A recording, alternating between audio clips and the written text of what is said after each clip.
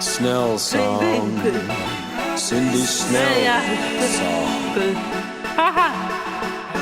Happy Cindy Snell song.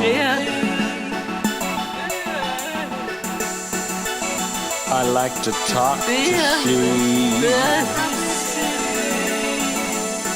We laugh and she buys lunch for me. I had funny old tea. I write to her on Facebook, and she buys movies for me.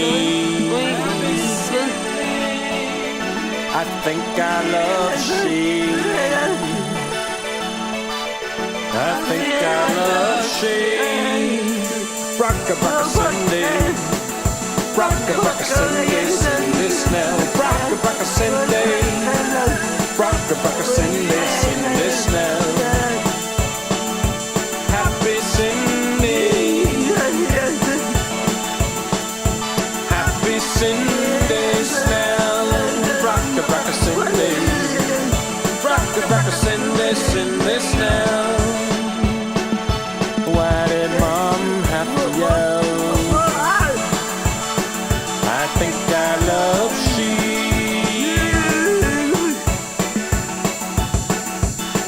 I saw her and her family at the Lockwood Mall. She came to Brock for my 44th birthday and brought balloons. She put a purple braid in my hair after old tea.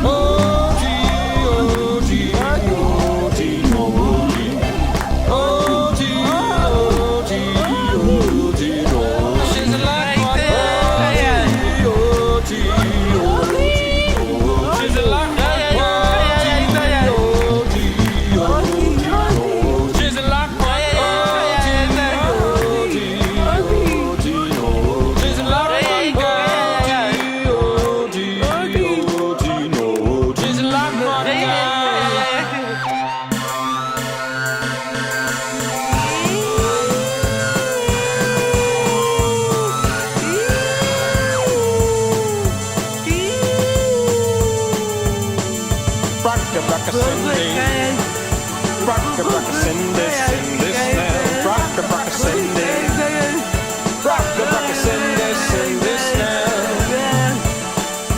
Happy Cindy, Happy Cindy Snell. Why did Mom have to yell at Brocka Cindy? Brocka Cindy, Cindy Snell.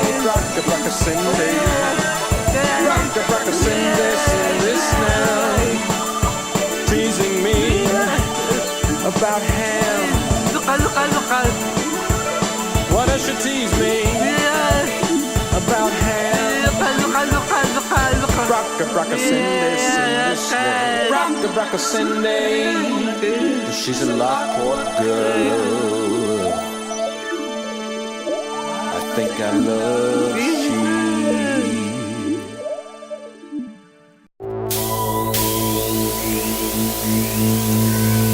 Life story of growing up, moving out, school, work, and day hab by Stacy Wetherwax. I don't remember being born, and most people don't. But I know Mom remembered me being born. How could she forget? So what do I remember? What makes this life story of a Stacy Wetherwax?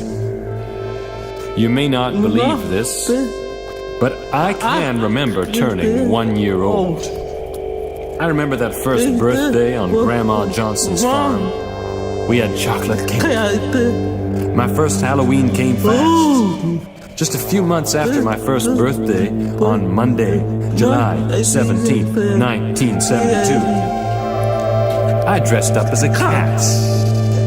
And Butch proudly took me from door to door, trick or treat. I can't remember my first Thanksgiving at all. It's kind of a boring holiday. After all people do is eat. There's no presents at all. But then came my first Christmas. And I remember that. The day before, on Christmas Eve, Mom and Dad drove us to Batavia to spend the day with Dad's mom, also known as Grandma Wetherwax. We stayed a while and then drove away at night and set off for Grandma Johnson's farm in Lockmore. Now I swear I saw Santa Claus standing in the living room, but maybe it was just, well, who knows. My first time camping in Cradle Beach, Angola, New York, was Mom, Dad, my brother Scott, and Butch went with me too. All of us together, we slept in cabins. Cabins that stood high above the ground and in the trees. Scott showed me how to feed nuts to chipmunks. And this one little chipmunk ate from the palm of my hand. It was kind of scary. I didn't want to get bit by some adorable little forest creature. Now, growing up, I never had a dog or a cat because Dad didn't like them very much at all. Maybe he was scared. But I did have birds and hamsters. Oh yes, hamsters were kind of like chipmunks. But they slept all the time and lived in cages. My hamsters were named Bingo and E-E. One night I was in bed, and I heard E-E trying to get out of his cage. I couldn't get out of bed, so I called for Mom. She came in just in time to put him back in his cage. I wasn't scared of him, as I knew he wouldn't eat me or anything like that. But I was sure he'd probably want to chew all the furniture in the room. And if E.E. ever did that, Mom would yell and send him out to pasture. Mom started teaching me when I was very young.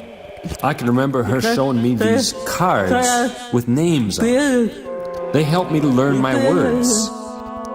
I liked learning words, but when it came to math, I found numbers very hard to understand. Nowadays, the numbers don't bother me so much at all, but back then they did. Now, Mom knew that I learned well, and one day of August 1977, she and Grandma Johnson took me to school, 84, where I had to take a medical test with some doctors.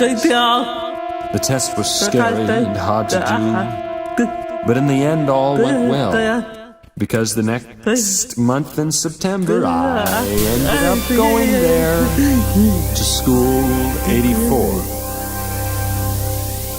The first day of school was frightening, and I remember meeting my first teacher, Mrs. Wonder. She was nice, and I learned a lot from her. And she was my teacher 3 times during my many years at school 84. My first winter of going to school 84 was hard because we had the legendary blizzard of 1977 hit us. No one could go anywhere during that blizzard, and so I stayed home from school like so many others. And we didn't have any electricity. There were no lights, and for a while there we didn't even have heat. We stayed inside and looked out the window at all the terrible snow and cold. And in between window watchings we played board games to pass the time. And even Dad had to stay home from work. While at school I made a lot of friends, you know. But I met a special friend named Carrie Ann Bass. We were in Mrs. Wonder's class together. Carrie and I would eat lunch almost every day and talk about stuff. At School 84, we were always going on class trips. I've even as far away as Canada. For summer school one year, we went to a large mall that's no longer there, as far as I know. Often, We would go out as a class on shopping trips. And Mom came shopping too. We'd all go out for lunch. And on those class shopping trips, I got to get a car ride home with Mom instead of having to take the bus. On a typical day at School 84, I'd get picked up at 7 a.m. very early and delivered back home again at 4 p.m. when Dad would meet me at the end of the driveway because Mom was still at work. When I was 15 years old, I got my first Dynabox. It changed my life because I could say things with my Dynafox that I could not say with my mouth. When I was 17, I made another very good friend. Her name was Jackie. Jackie. She was in my homeroom at school. She and I had a lot of laughs together, and she was a crazy one. I even wrote a song about her, and the song was called Star Heart. I was sad when she passed away just a few months after I wrote that song. In the year I graduated from School 84, the whole graduating class all made a trip to Washington, D.C. And we loved it. Jackie came along. We stayed in a room together. After graduating from School 84, I had a kind of a job. I went to Niagara Falls and put information into a computer, and it was very boring. But I received a check for my work on Friday, and I liked getting the money. Now, the place I worked at made cardboard boxes. How exciting to make cardboard boxes. And I later learned that my present housemate, Julie Bissell, worked there too. Both of us swore never to go back to the box factory. No more. No more. When I was 21 years old, I got the chicken pox from Scott Jr., my brother Scott's son. I stayed home from work for 2 weeks. And even though I was itchy and irritable with the pox, I was glad not to be at that box factory. I had to stop working there because they got new computers, and I wasn't allowed to use them anymore. That was the end of that. Scott said it was good I left work because they didn't even pay me enough. Actually, Scott laughed when he saw my Friday check. It was not very much money at all. It was a ridiculously low amount of money for the boring work we had to do. I lived at home a while, but the time came for me to move out. Dad never wanted me to go into a group home, but Mom thought it was a good idea for me to have a change in my life. I remember when Mom and Dad told me that I was going to move out into a group home. She had to tell Dad in the garage while I was asleep in the house. But I wasn't asleep because I could hear Dad yelling all the way out from the garage. He wasn't happy at first. But once the staff from the group home in Lockport came to our house for a meeting, Dad started to accept the idea. So finally, on January 12th of my 28th year, I moved into a group home in Lockport. Now that first night, it was kind of scary. After that, Mom went home. But she came back again at 7 p.m. that night to help me get ready for bed. Now, when I first moved in, I didn't have my own room, but I did get to be roommates with a very good friend I met at school, Jackie, also known as Starheart. She was my first roommate. We got along well, and Mom and Dad liked the idea that I wouldn't have to sleep alone in the room. Now, even though Jackie was there, and even though Mom helped me to settle in, I still cried myself to sleep at night. I missed home. I wanted to be at home. But there was no going back now. This new place was home. The first couple of nights were not easy. But all of a sudden, I was fine. fine with living there. Mom and Dad weren't far away, and I still went home to visit every weekend. However, there were 10 people living in that group home, and I didn't like it. Nor did Mom like it. But after only a few months, we learned about a new group home opening up in a place called Sanborn.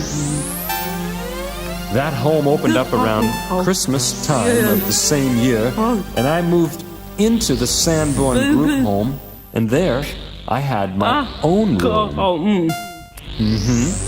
The day I moved out of the old group home, I had to say goodbye to everyone there.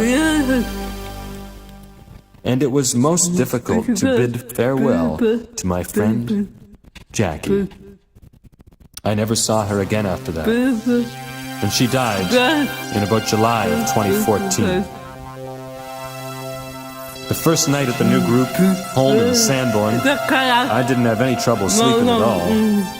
I knew that I had grown up and become used to living in strange places.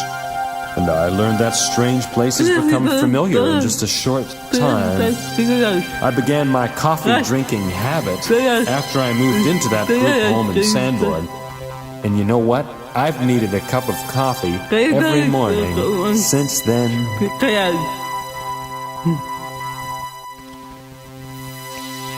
During the years at home, after school 84, and through the first years living on my own in a group home, I was going to day programming at Aspire's 7 Community Drive location. Back then there was a teacher for every room, and we'd have different activities in the classroom and continue to learn things together. We didn't do art in the classrooms back then, as there was no art program in the building. I made a few friends at 7 Community.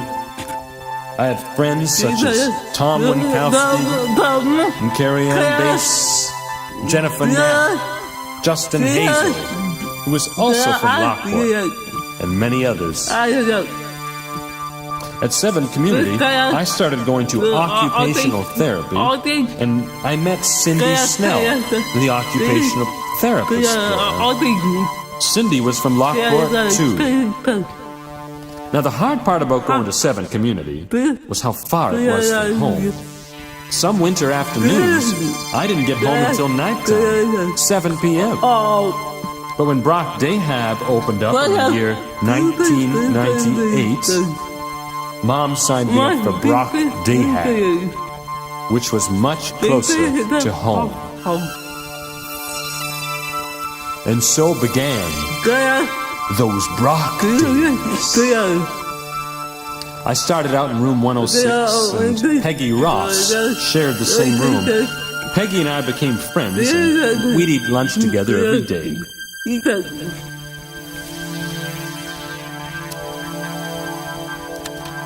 I remember Peggy. She had her helper dog with her all the time, and I liked him too. From Brock Dayhab, we would have trips to Aspire's Center for Learning, where we would use our Dynavoxes to help us read to the children there. A while after I made Brock Dayhab my new place to be, there came along a woman named Denise. Denise started doing art in Brock's multi-purpose room. The whole world had changed. I'd never done a painting before in my life. I found myself liking painting very much. Back then I had another friend named Denise. Another Denise, but unlike the Denise who did art, this Denise would kid around with me a lot. It was not until a decade later that Denise made me help her with the maintenance chores around Brock Dayhab. Yep, Denise is still at Brock Dayhab. She gives me my free coffee every morning at 9 a.m. sharp. Now, Denise, the art teacher, she left Brock Dayhab because she was having one of those babies people have. But with her leaving came the arrival of Jody Selling. Jody taught me a lot about painting. She'd have me do flowers and landscapes, and I'd help her make merchandise for the fundraising events. And while continuing to work with Jody, Brock Dayhab finally got itself an art room of its own. No longer did we have art in a corner of the multi-purpose room. It was a good place just for art, this room. But Jody would not allow coffee in the art room.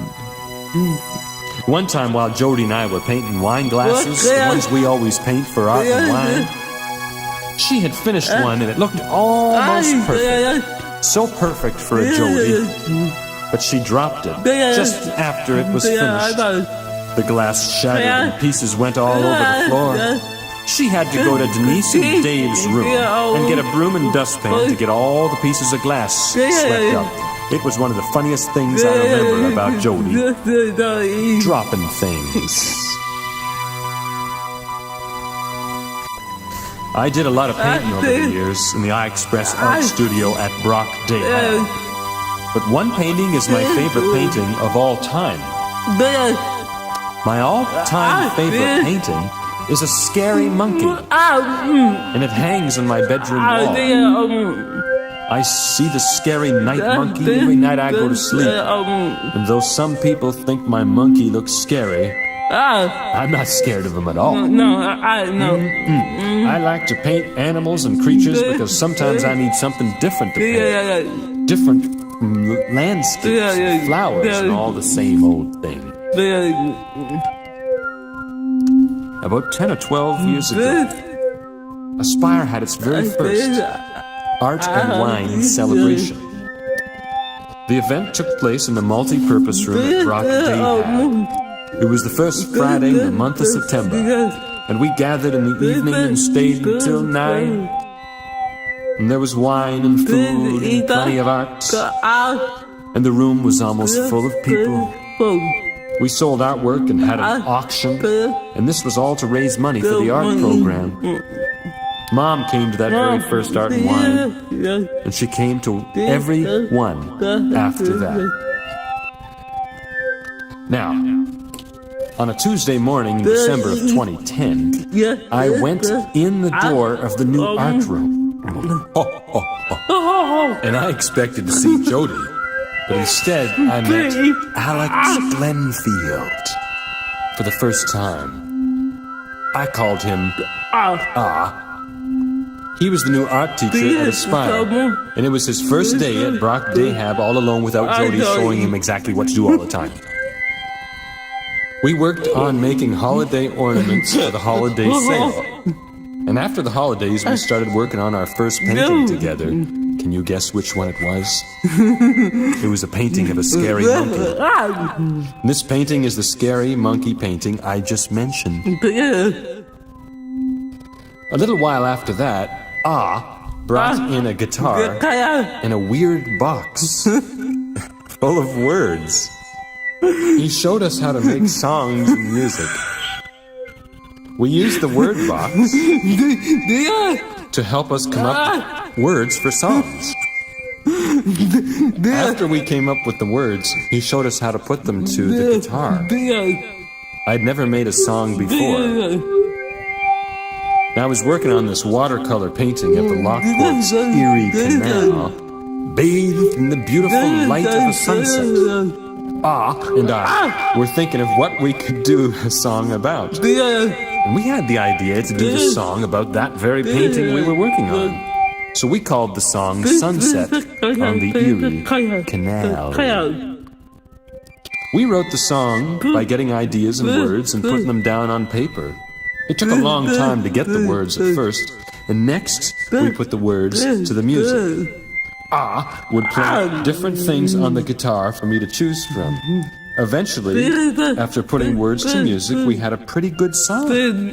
We recorded live in the art room to microphones. I played the tambourine and some shakers. And after recording the song, we got to listen to it. Then, I put the song on my Dynavox and played it whenever I wanted to. And I found out about a songwriting competition in Lockport. They were asking people to submit their original songs about the Erie Canal. Wow, and our song was just perfect for it. We sent the song and the lyrics to the Erie Canal Discovery Center, and not long after that, we heard back. We didn't win first place, and we didn't win second place. We didn't even win third place. But we did get a special honorable mention, which they don't give out to just anybody. People liked our song, but they thought it was a little long and the words were kind of sad. I was there for the ceremony, and we accepted a certificate, and Sherry Ellis, Brock Dahab's illustrious administrative assistant, came too.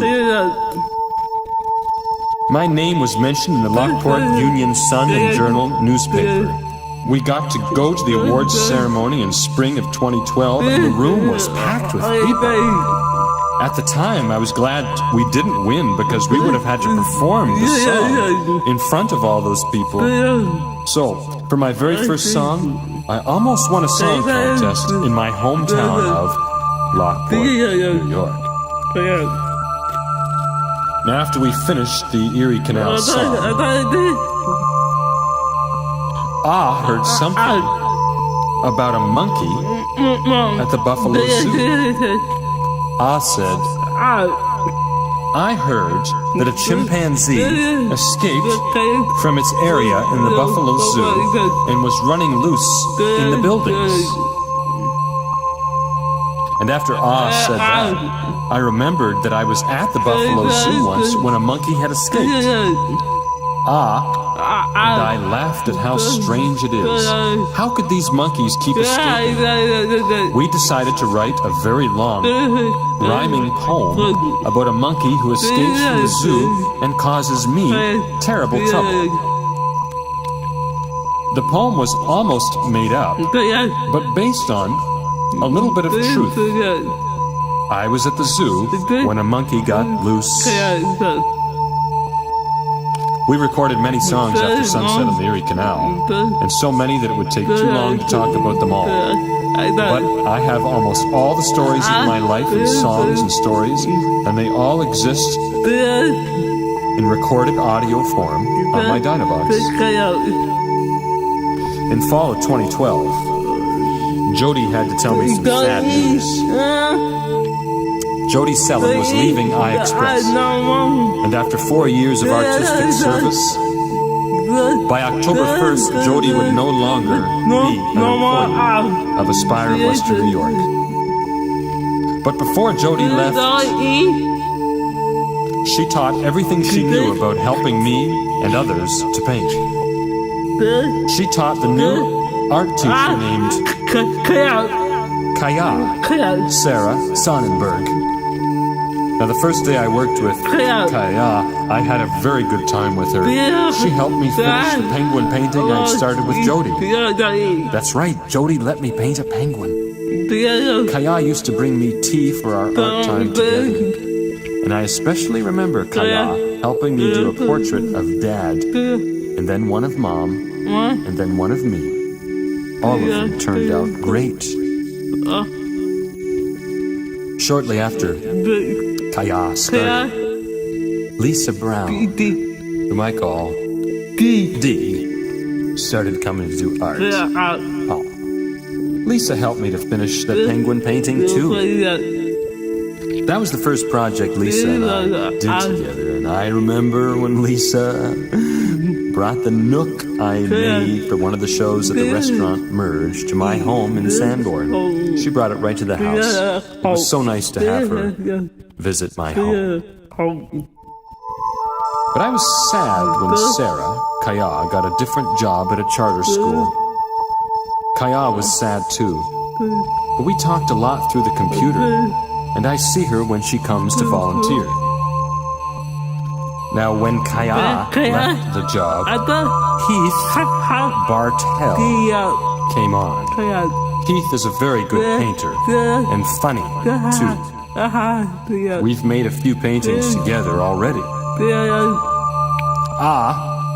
Still works with me every Tuesday, and we have a lot of laughs. Altogether, we have recorded 15 songs, 10 stories, 6 poems, and 2 movies. I have all my songs and stories on my Dynavox, and I carry around a book with all my words for songs and stories in it. I've also made a scary movie called The Monkey. and a funny video called The Coffee Song. Right now I'm working on another funny movie called Pinky Penguin that will have Heath Bartell as the Pinky Penguin. Pinky Penguin, the well-loved mascot of the Pinky Penguin energy drink. As I finish this story, I'm sleeping a lot better than I was a couple of weeks ago. You see, I had some mice living in the wall beside my bed. I could hear them in there having fun while I tried to sleep at night. They kept me up, and so I was getting sleepy during the day. It was a good thing that Denise was giving me free coffee in the morning, and sometimes gives me Tim Hortons in the afternoon when it comes time to start writing. Though the mice are probably still somewhere in the walls of my home. At least I don't hear them anymore. I wouldn't mind so much if they live in there, but so long as they don't keep me up late at night. Because this Wetherwax needs her sleep.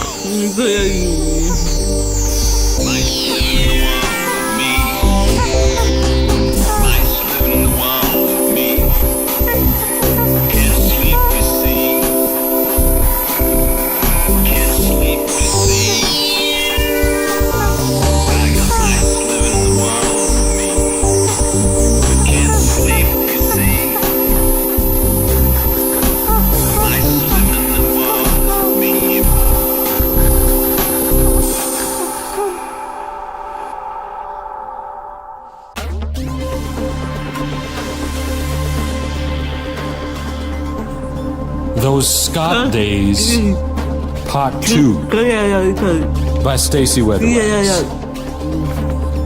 My brother Scott and I have known each other for quite a long time. Long enough for me to grow from being a baby into a 44-year-old woman. Scott and I both love tacos from Mighty Taco. We like to get the tacos and bring them home to eat. I eat 2, and Scott would eat 6.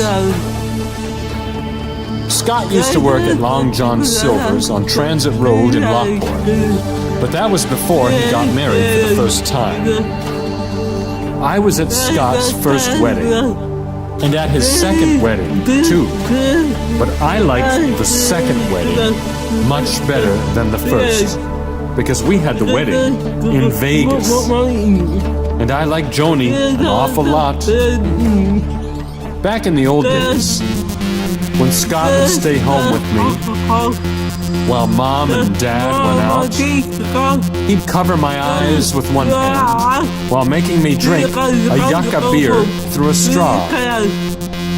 I never had beer again after that day. Scott and I used to play board games together, and Monopoly was our favorite one. Scott used to be a very good baseball player, but nowadays, he prefers to play golf. He goes to all the golf courses in the area.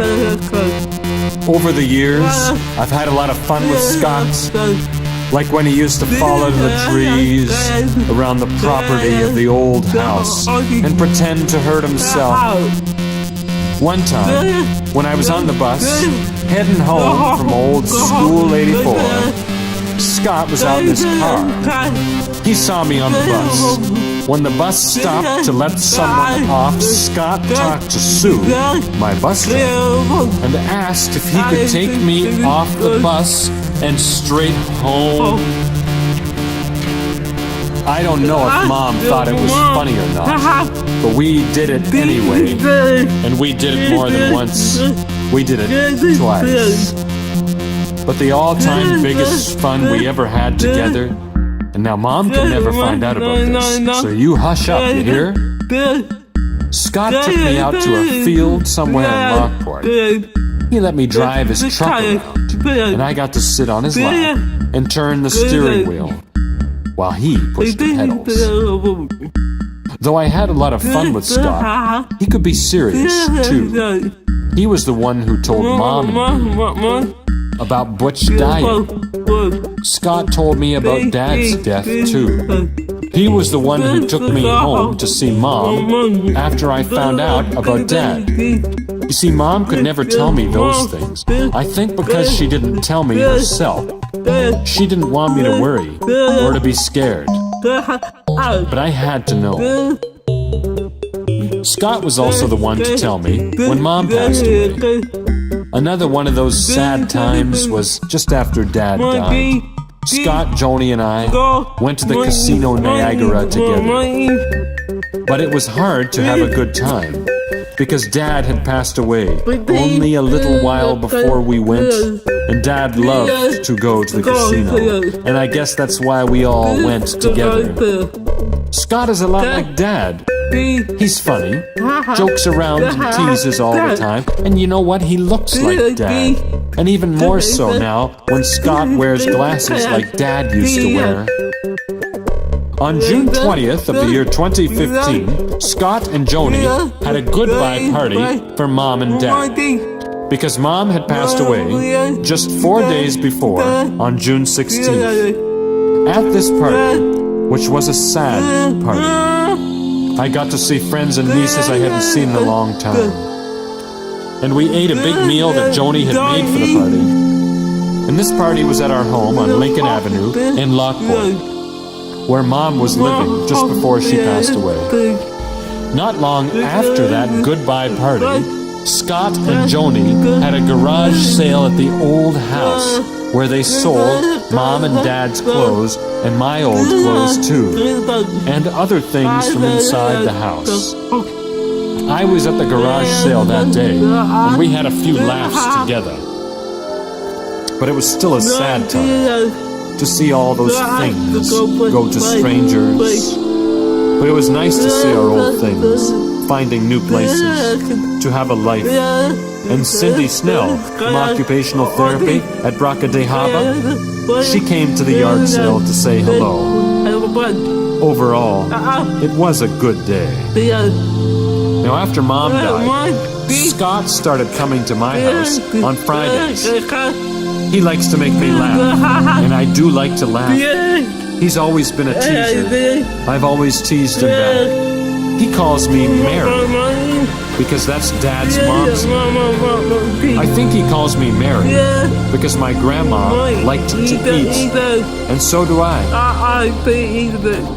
After Mom died, Scott set to work at building a ramp so I could get into his ranch-style home, because that's where we go for holiday dinners now. We like to sit around at the dining room table and drink coffee and laugh together. And come the months of November and December, I leave my home in Sanborn and go to Scott and Joni's in Middleport, because it's no Lockport. There ain't no Reeds in Middleport, but it's alright. We eat there anyway. On Saturday, February 13th, Scott went out to our old house, and he cleaned it up for the new owners to move in. He was all done cleaning, and he brought back to his place my old bed, his old bed, and Mom's old bed. I think he put them all in the garage. Joni said the house looked weird without its furniture, and I try to imagine the empty house. I understand why it would be so weird. On Saturday, February 20th, people from Scott's place of work will be moving into the old house I grew up in. Scott grew up there too. It's hard for he and I to let that house go, but we will get good money to sell it. Scott had a few beers at the house the last time he was there, and drinking was Scott's way to say goodbye to the old house, and to all the fond memories of our living together. Scott was upset. I was upset too. But I didn't drink any yucca drinks to say goodbye. Scott said goodbye for me. That was good.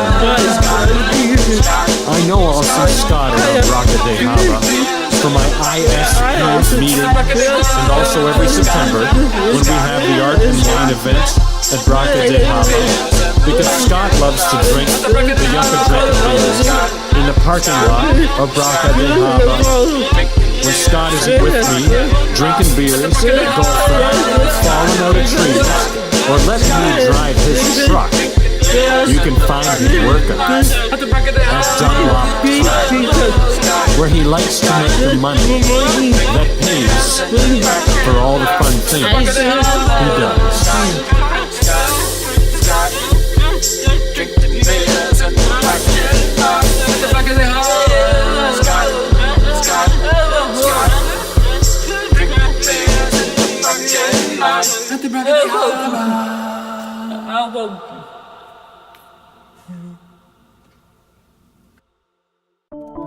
Come on. Good morning. This is Brockaday Harbor.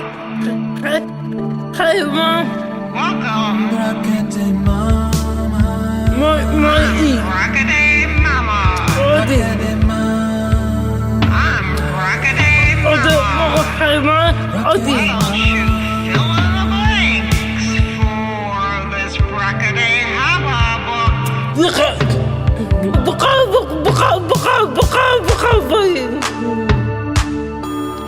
I call her Mom, though her name is Sherry, Brockaday Mama. and that name is hard, too hard for me to say. Brockaday Mama. What makes her a mama? I help her at the printer and push all of the buttons at the end of the day. Brockaday Mama, we love you. You gave birth to the Brockaday Harbor. Brockaday Mama, we love you. You gave birth to the Brockaday Harbor. Brockaday Mama. Sherry puts the money in, I push the button, and candy just falls my way. She sits behind the desk in that office taking calls, staring into a computer screen.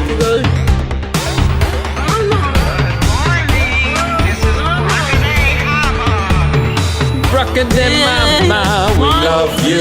You gave birth to the Brockaday Harbor. Brockaday Mama, we love you. You gave birth to the Brockaday Harbor. She's the mama of the Brockaday Harbor. Gave me a Texas t-shirt, so I know she thinks of me whenever she is far away. She hugs me any time of day. She marches to the coffee song, but she doesn't drink caffeine. You can find us at the water cooler, politely gossiping. She laughed when I told her of the monkey and the woods. She came from Virginia to live in Cambria. I'd make her live at Brocka if I could. Brockaday Mama, we love you. You gave birth to the Brockaday Harbor. Brockaday Mama, we love you. You gave birth to the Brockaday Harbor. Brockaday Mama,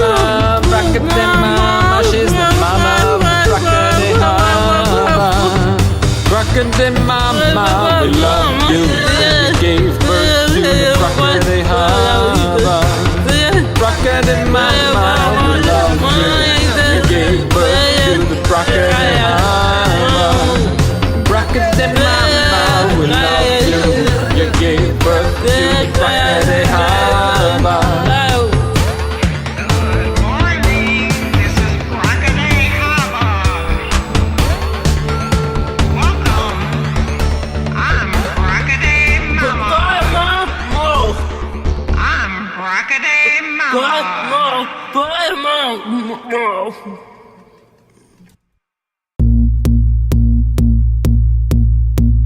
Scared in the wheelchair, rolling down a hill into the water.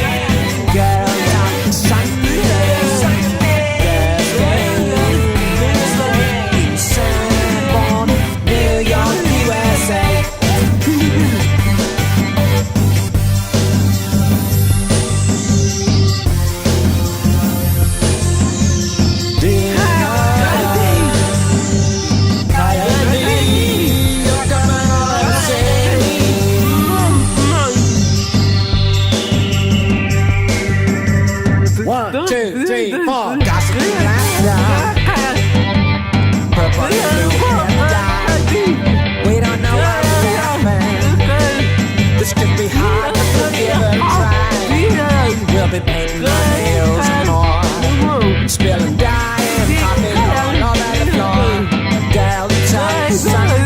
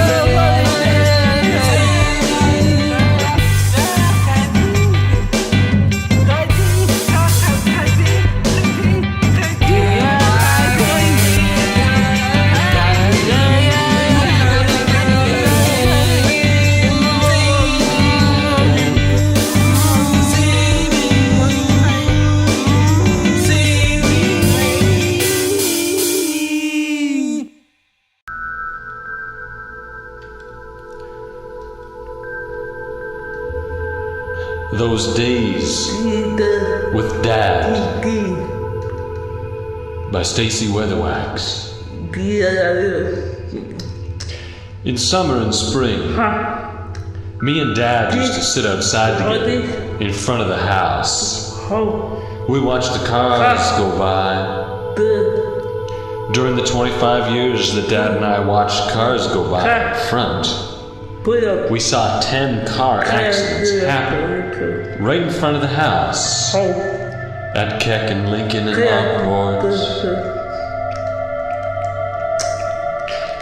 My dad used to work at Dunn Tire in Tonawanda. He'd go to work at 7 a.m. and he'd stay there till 3. He worked the weekends and took off Tuesdays and Thursdays. Now each day, I'd arrive home from school at about 4 p.m. and Dad would be waiting there at the mouth of the driveway to help me get back to the house. One day a week, Mom was still at work doing taxes for a friend who owned a tax preparation business. And Mom would not get home until after 8 p.m. She'd go straight to bed as soon as she got home. Now the other days, Mom worked as a receptionist at the doctor's office. But she'd get home the same time as Dad. But it was always Dad who picked me up after I got off the bus. Around the house, Mom usually did the cooking. But one time Dad made meatloaf. And this loaf of meat was so hard that we needed to cut it with a handsaw. We could not eat it at all. Though we were both hungry, we still had a good laugh together. And instead we had pizza from Pizza Hut.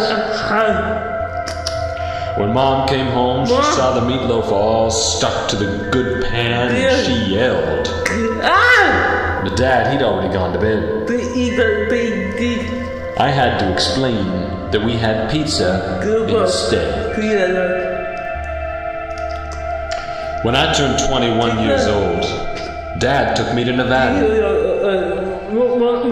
The very first time I went, I learned I was pretty good at playing those slot machines because I won $6,000. It is clear now why I like to play those slot machines.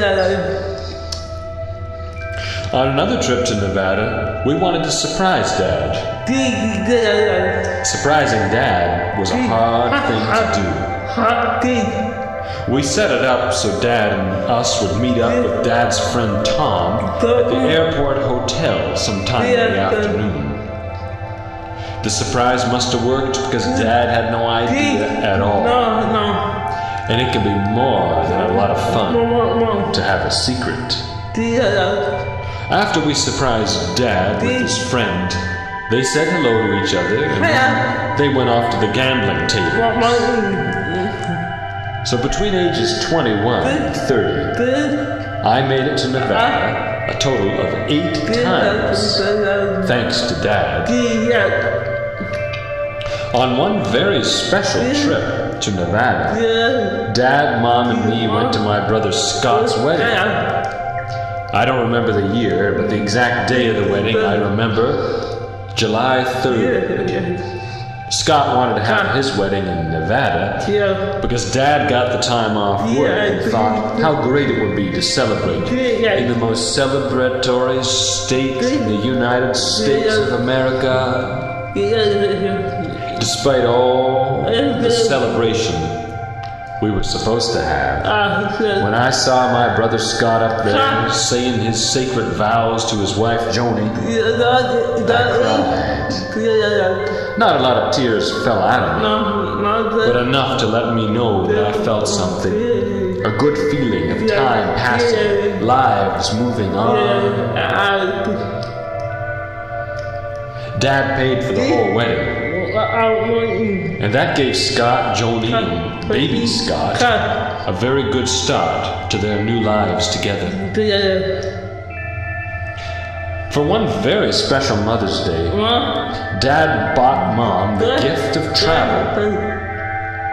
He paid for a vacation that took us all to the states of Oklahoma, Mississippi, Indiana, and Kansas, as well as Nevada again. We traveled all around that Mother's Day. But somewhere between Elkhart and Tulsa, at 3 p.m., we were in a car accident. Our Buick spun around on the highway. We were all fine, but the Buick was destroyed. Even though we were in an accident, Dad took great care of us all and made sure the vacation was still a fun time.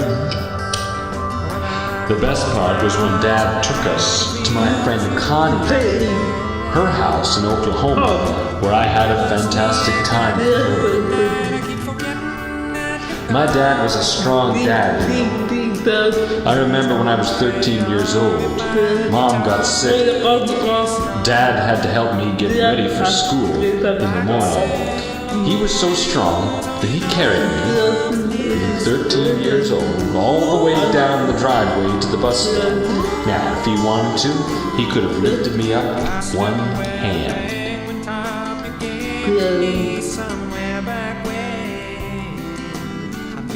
When I graduated from school in '84, Dad was there. He was so proud of me that night that I thought his eyes would shine brighter than the stars above.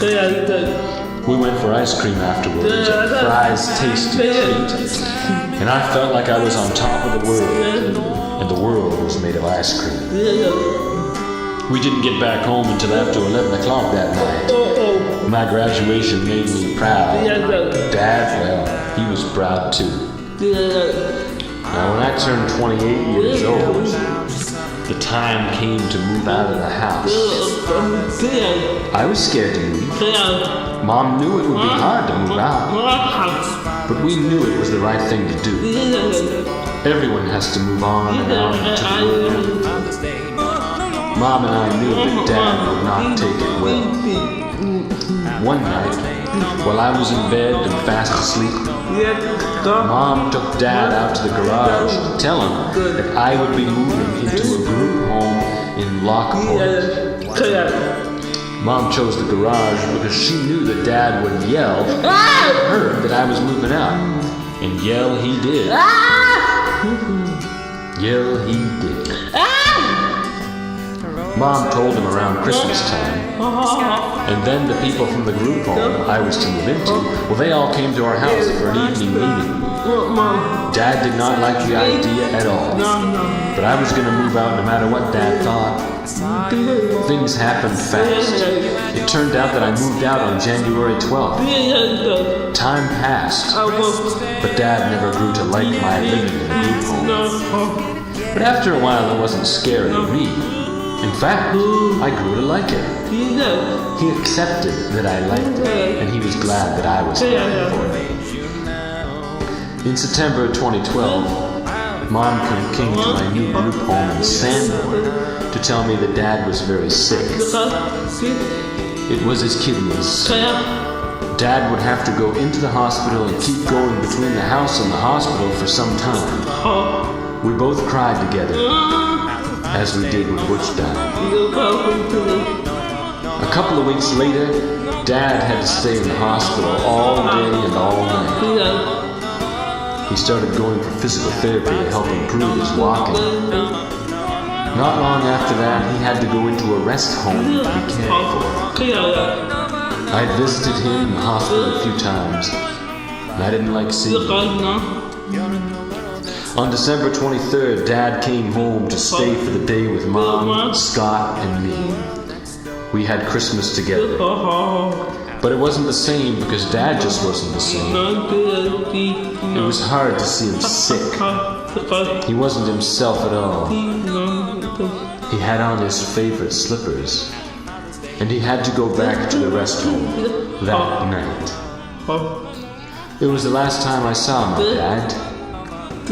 He died 4 days later, on December 27, 2012. He was 78 years old, and to me, he will always be the strongest man in the world.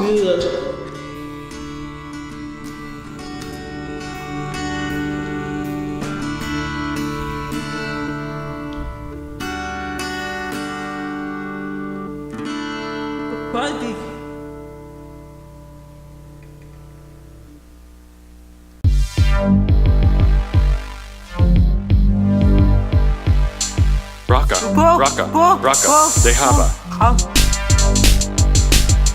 Raka, Dehaba.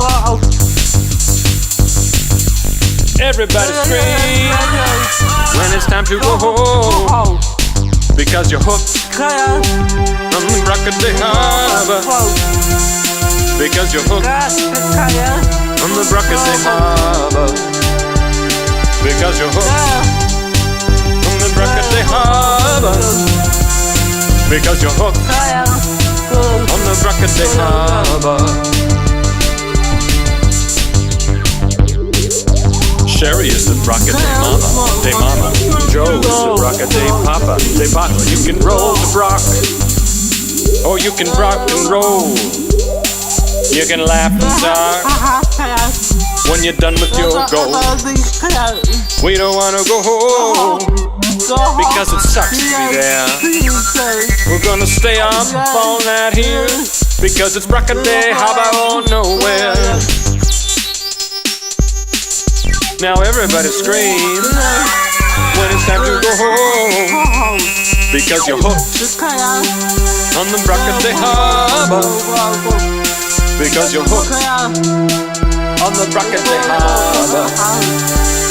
Because you're hooked on the Raka, Dehaba. Because you're hooked on the Raka, Dehaba.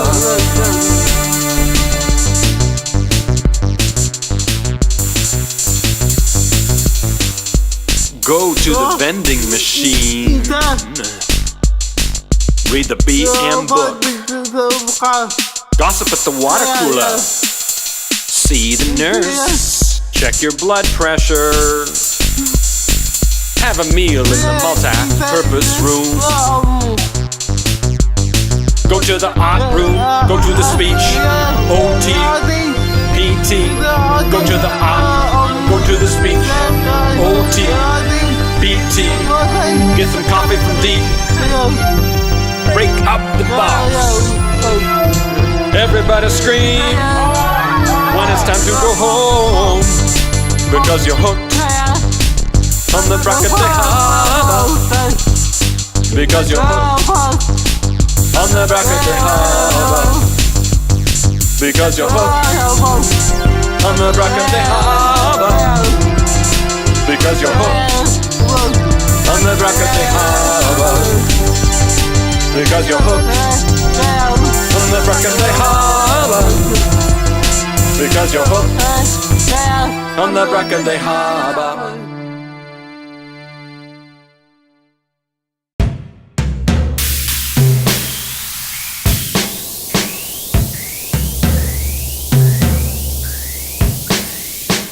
Okay, people can drive their cars, park them where they shouldn't be. So hard to get over all of the bumps just to get in the door of a restaurant. Shopping for clothes in a store is so hard. Things on the racks in my way. Hanging, get caught in my power chair. The doors I go in never close behind me. Hard to get around. It's so hard to get around. But let me tell you, getting around is easy.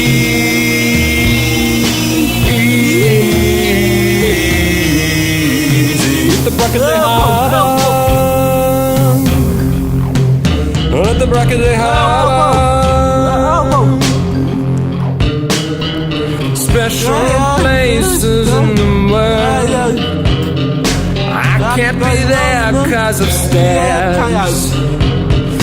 Others go straight to the top, but I'll be waiting for all of them down there. And going on a trip is so hard. An airplane ride is a when the airline forgets my power chair.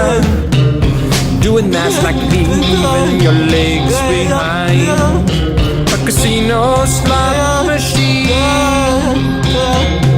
is a game I love to play, but a removable seat can't be found. Love to see the money make that jingle jangle sound. Hard to get around. It's so hard to get around, but getting around is easy.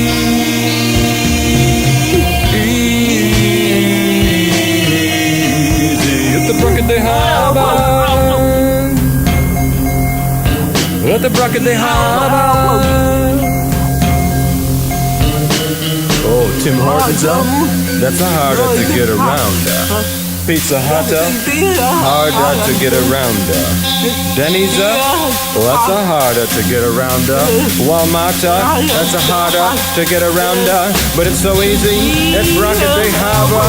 So easy to get around at Brown.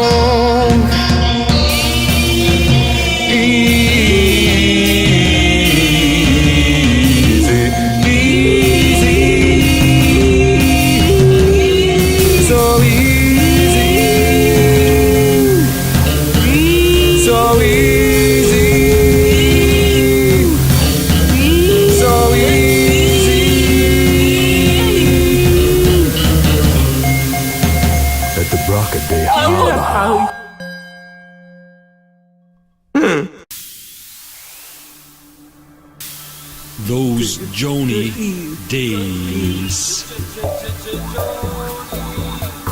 Joni is my brother Scott's wife. Many years ago, my brother Scott had a male friend in Florida. And Scott would go down there to see this friend of his. And one day Scott went to visit this friend in Florida, and this friend was hosting a party, and Scott was to be a guest.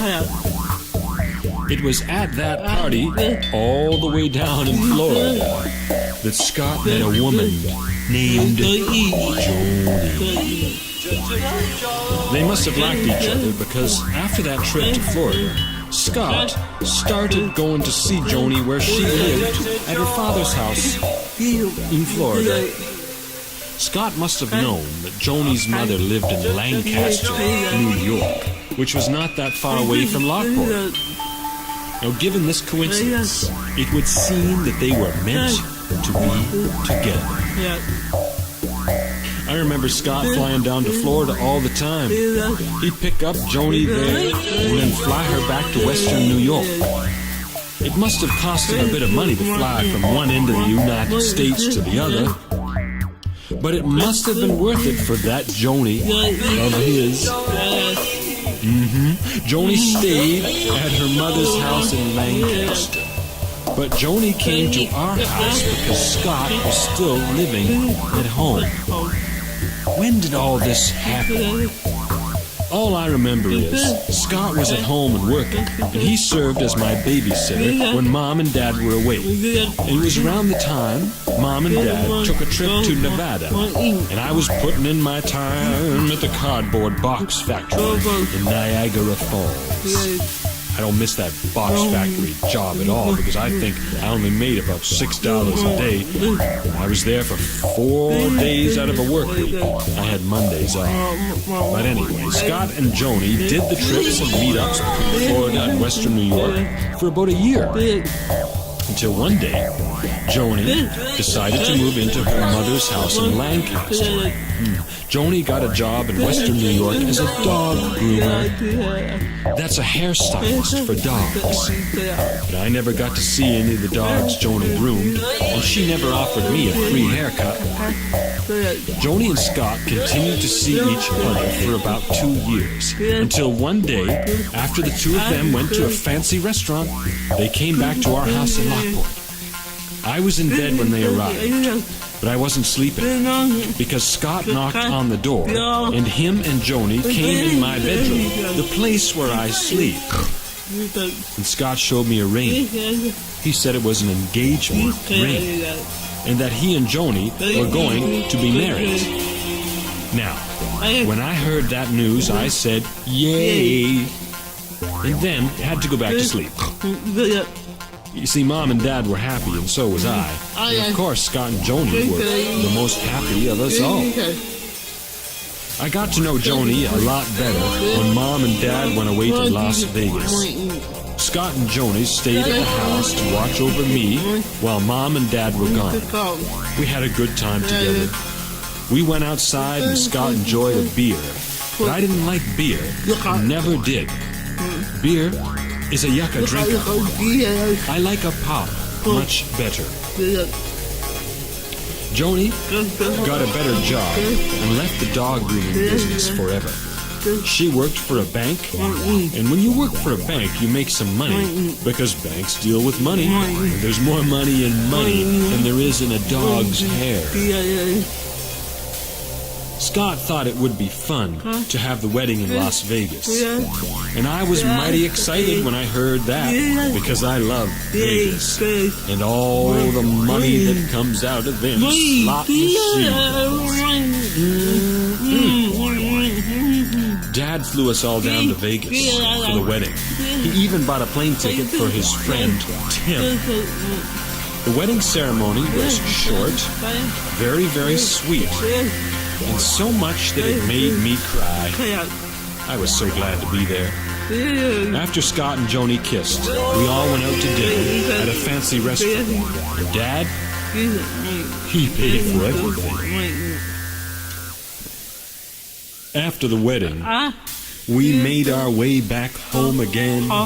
Joni and Scott lived in the house with Mom, Dad, and me. Our little family got one person bigger that weekend, meaning that Joni came to live with us too. Mom cooked for us all, and so Scott and Joni had it pretty good for a while there.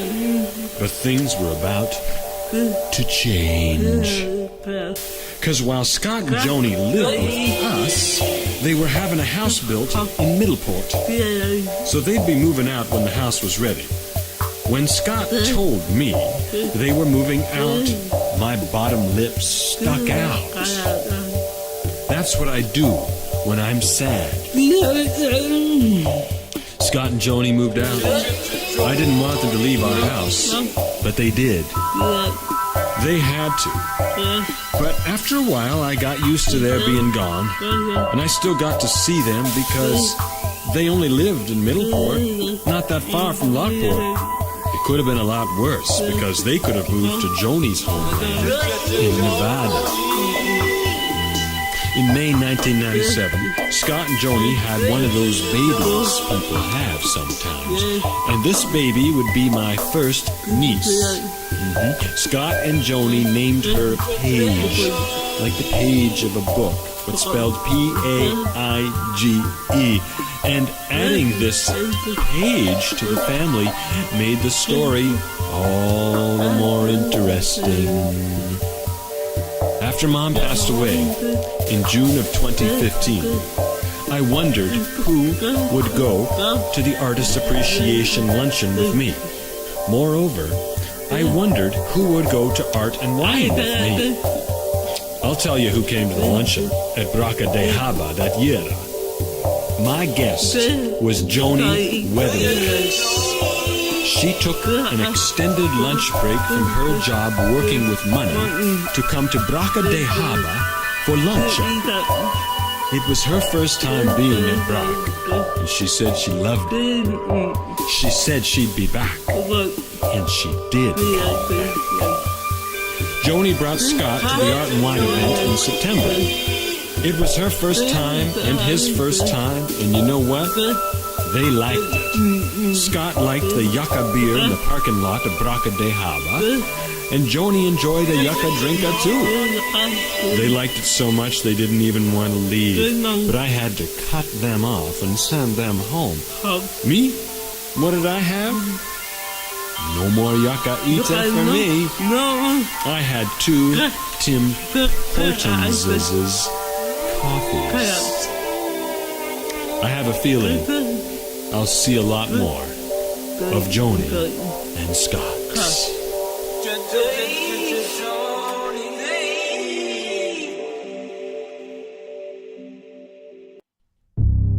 Hot, California by Stacy Wetherwax. Now, when I was 31, I went to California. I took a plane for 9 hours straight.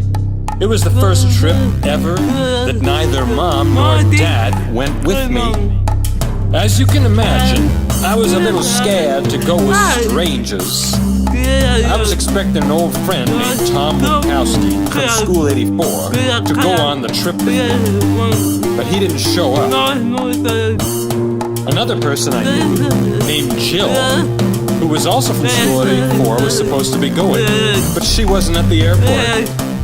But she finally showed up, and I felt a lot better knowing she was going.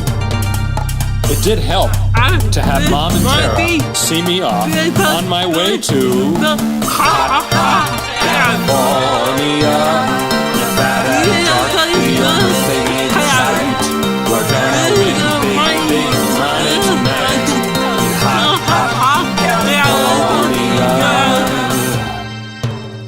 It was too hard for us to take our power chairs on the plane.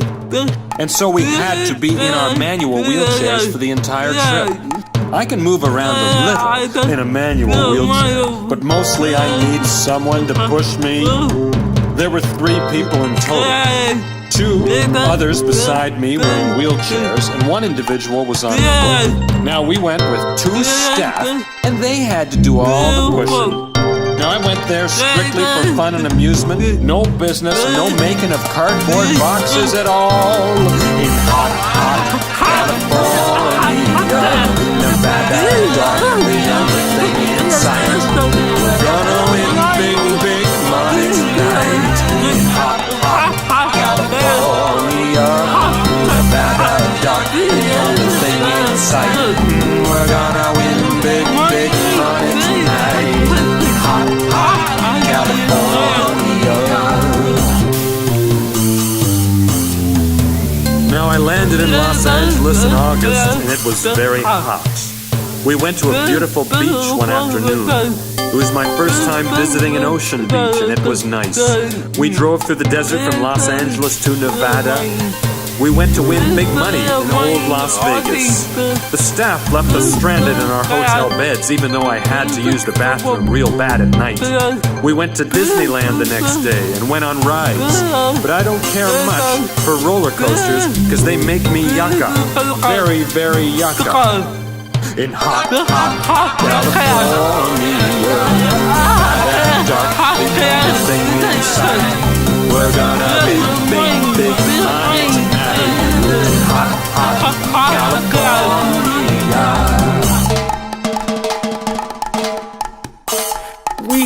Denny's hamburgers for lunch and for dinner. What do you think of that? It was delicious. Not a yucca ita mila at all. Now, why did we eat there for 2 meals in 1 day at Denny's? Well, Denny's was right in the hotel we stayed at. We still did a lot of driving. Went to San Francisco, to Hollywood, and San Diego. Now, when in San Diego, we went to the zoo. And we saw those monkeys, you know about, those elephants, gorillas, giraffes. Now, let me tell you, it was hot. And because it was so hot, we had to drink a lot of pop in hot California. Nevada, dark, the only thing in sight. Gonna win big, big money tonight. In hot California. Nevada, dark, the only thing in sight. We're gonna win big, big money tonight. In hot California. Nevada, dark, the only thing in sight. In Hollywood, we wanted to see a recording of The Price is Right, but we couldn't because it started too early in the morning. Bob Barker, that jerk, he gets up at 2 a.m. to get to the studio on time. This was our big chance to see a real live TV recording, but we couldn't go because it was 4 o'clock in the morning when the show starts, and of course we were all asleep. So I guess the price was wrong for this Wetherwax.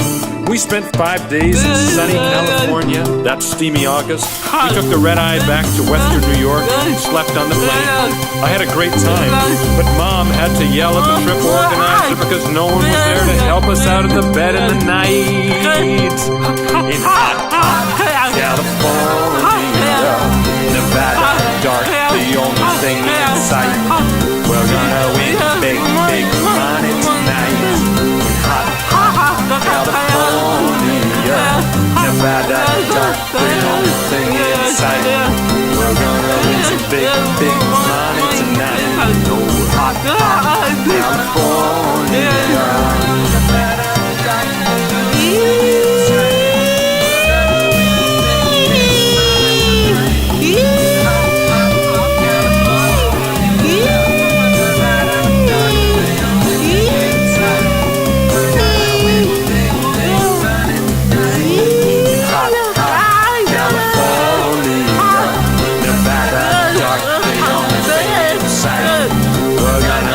Big, big money tonight in old hot, hot California.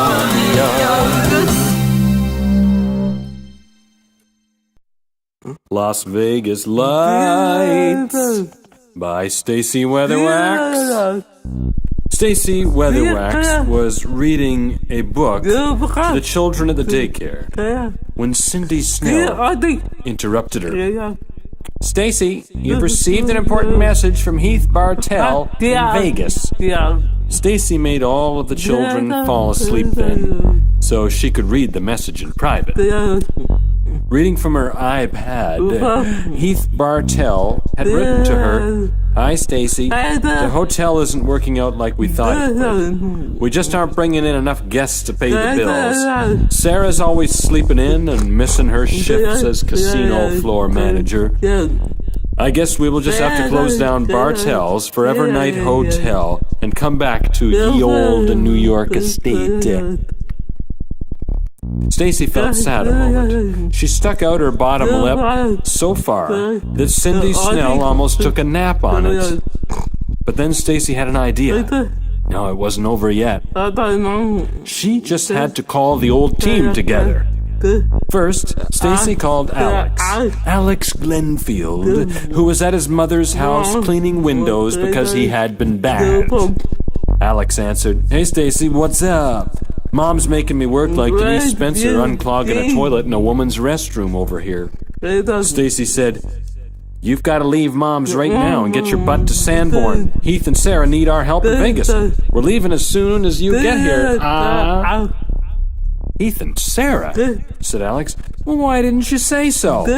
Alex then said to his mom in a very disrespectful manner, The rest of the windows are up to you, Mom. I left the highest spots for you to get. I'm out of here, and I'm not bringing any food home. Alex cackled wickedly as his mother chased him up the street. Then, Stacy called Braca de Mama. Braca de Mama was resting on the couch at home in Cambria. Braca de Mama answered, and she sounded tired. Hi, Mom, said Stacy. Want to go somewhere? Knowing that Sherry was always up for a special trip, she said, I would love to come. I'm so dang bored of being home here with this husband of mine. Great, said Stacy. We leave for Vegas as soon as Alex gets here from his mom's house. We'll be departing on Air Cordero from Braca de Haba to Nevada, direct. Stacy was sad that Heath and Sarah were having trouble in Vegas. But a part of Stacy was very happy to get to go to Vegas. She loved Vegas for one thing, but for another, Mom and Dad were there on vacation. Stacy planned to surprise them. At 2:12 p.m. on a Wednesday, Air Cordero took off from Braca de Haba's parking lot, Brother Scott's favorite place to drink yucca beers. Dave Cordero was piloting the plane as usual, and while Braca de Mama, Alex, Stacy, CEO Jen Baker, and Snell drank coffee and watched movies like Annie and Bambi, Denise Spencer broke up the cardboard boxes and cleaned the ladies' restroom of Air Cordero. In less than 4 hours, Air Cordero landed at the Las Vegas airport. It was still early afternoon in Vegas, and it was hot. The airport supervisor had the crew driven by accessible stretch limo to the Bartel Hotel, where they'd all be staying for free. As the car passed by the Mirage Hotel and Casino, Stacy knew that Mom and Dad were there. She planned on surprising them. As the limo pulled into the arrival bay of the Bartel Hotel, Heath was right there, waving at them. Though it was the afternoon, the hotel really did seem like it was at nighttime. Hi, DR, said Stacy. Heath looked tired but happy. He had a bottle of that Dr. Pepper in his hand. After greeting everyone, Heath said Sarah couldn't be here because she's getting all of her shots. She hates needles, but she has to have them if she wants to work in Vegas. Heath gave them a complete tour of the hotel, but the first thing Stacy noticed was that the hotel made them all very sleepy, as a night place might do. After she had a drink or two, she took a close look at the lights. Something was wrong with them. Was it the color? Was it the way the lights blinked? The intensity? No matter what it was, the lights hurt just a little bit. It started as a dull pain in the eyes, and then spread deeper to the center of the head, then down the neck. Stacy was feeling it herself. She'd never had a headache before. DR, bellowed Stacy. I think we need some coffee. Ah looked sick. So did Braca de Mama and the rest of the crew. Then Stacy couldn't help it, but barfed right in Denise Spencer's carry-on baggage. Stacy, that was my change of clothes for tomorrow, whined Denise. You really are sick, said Heath. What's causing this? Just then, Sarah returned from her needles and said, I feel worse than I did before, Heath. I didn't need those dumb shots. Then Sarah barfed in Denise Spencer's carry-on bag. Oh, come on, said Denise. Anybody else need to vomit in my luggage tonight? Actually, said Alex, starting to heave his guts, I could use a little...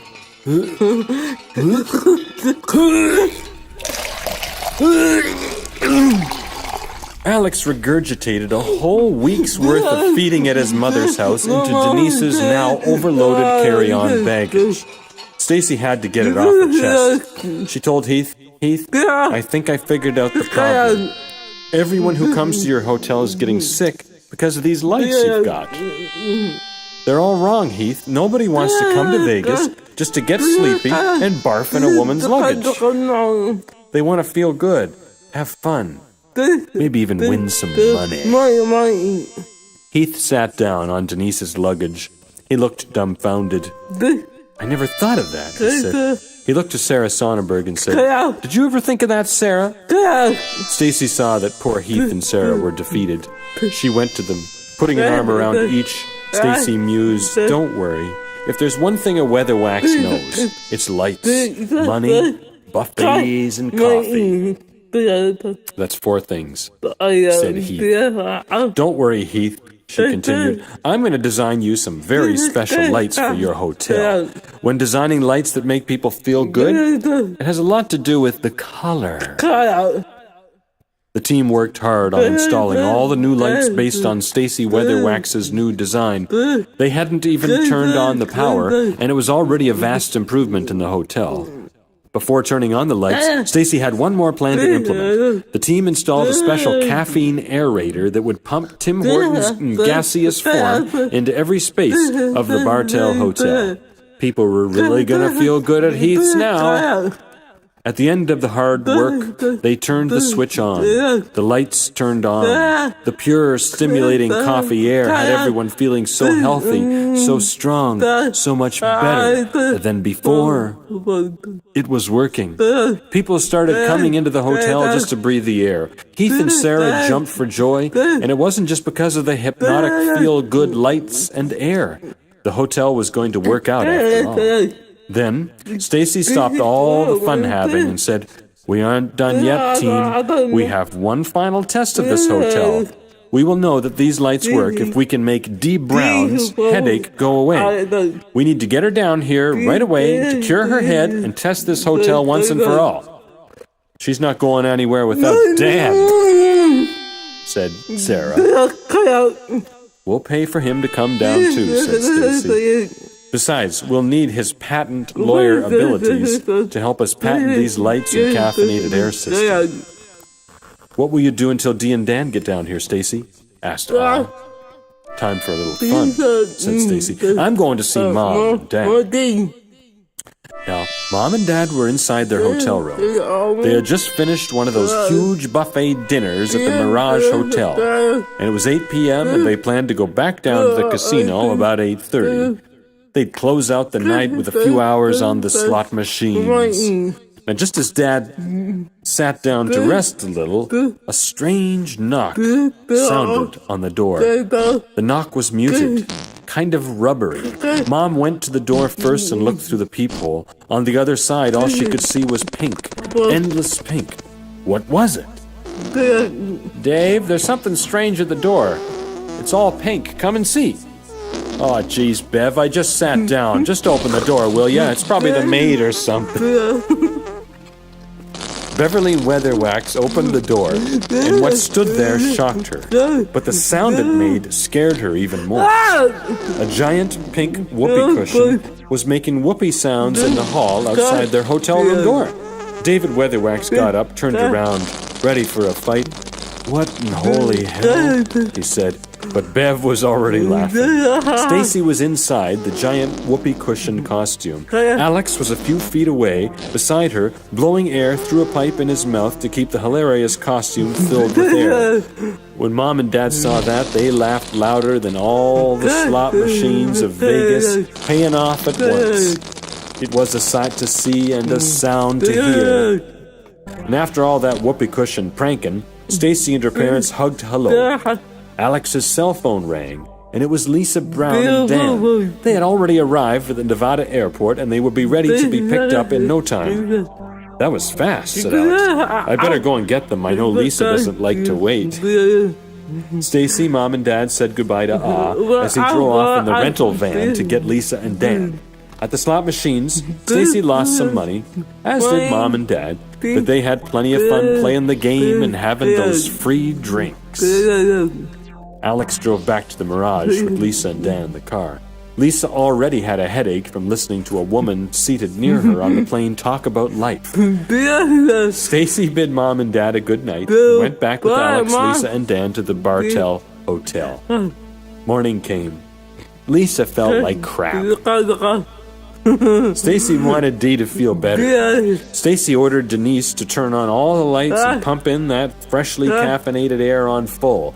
And if those two things didn't fix Lisa Brown, nothing would fix Lisa Brown. You hear? At first, Lisa cringed away from the light and pulled up her top lip wrinkling her nose in a sneer of repulsion for the coffee air. That's gross, said Lisa. I don't like this at all, Dan. Come on, whined Heath. Just give it a chance. With a little help from Dan on one hand and Stacy on the other, they walked together through the hotel. Lisa took in the lights, soaked up their beams like they were cups of constant compliment. That fancy tea she liked so much. Little by little, she felt better and better, until she exclaimed to the whole group, I feel so much better. I feel good enough to listen to that woman on the plane talk about her life again. I think I owe it all to these lights, I really do. The team cheered for her success, for their success. For the Bartell Hotel of Eternal Darkness would now be called the Bartell Hotel of Healing Light. People would come from all around to feel those lights and to breathe the coffee air. Just then, Alex's mother walked into the front door and grabbed Alex by the ear. You left without finishing your chores, she said to Ah, as he tried to squirm away from her grip at his aching earlobe. Hey, yelled Lisa, that's the woman from the plane who was talking about her life. Everyone laughed. And then Stacy's mom and dad showed up, both of them inside the whoopee cushion costume together, laughing and whooping and celebrating one wild Wetherwax adventure in Las Vegas, Nevada. Las Vegas lights!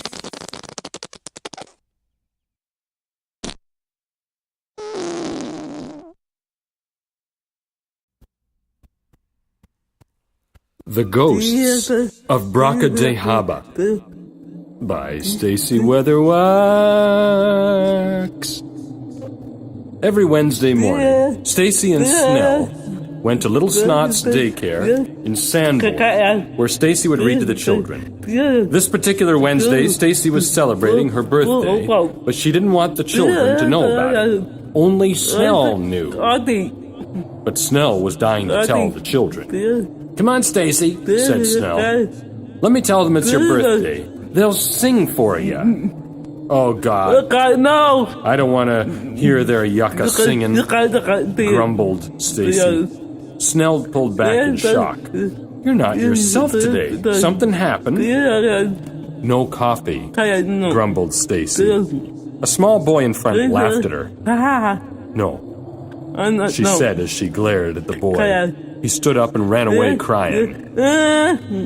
Oh my, said Snell. We have to get you to a Tim Hortons right away. Snell turned to the crowd of children, little snots, and clapping her hands, she commanded, Chop, chop, children. All of you get back to your cubby holes. Stacy hasn't had any coffee, and today's her birthday, so story time is over. The children broke into a horrible-sounding version of Happy Birthday. Stacy screamed, turned around, and left Little Snot's daycare in a terrible mood. Arriving at Tim Hortons on Millersport, Stacy and Snell approached the counter to place their orders. Stacy, opening her purse, found that all of her money was missing.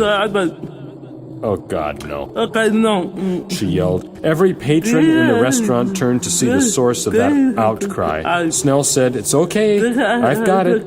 It's your birthday, my treat. Then, Snell looked in her purse to find that all of her money was missing, too. What the?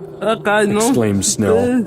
Stacy was so angry, she accidentally threw her iPad to the floor and backed over it with the back wheels of her power chair. The iPad cracked, sparked, smoked. Her bottom lip stuck out farther than Snell had ever seen before. The manager, seeing what happened and feeling rather sorry for Snell and Stacy, gave them 2 free coffees and sent them on their way.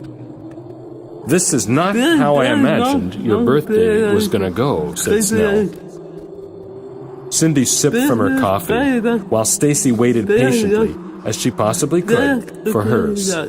They'd be at Brock in just moments, enjoying their coffees.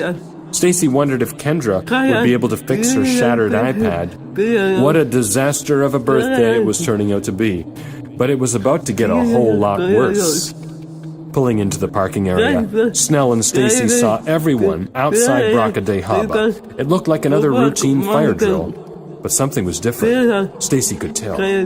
She saw fear on the faces of her friends at Brock.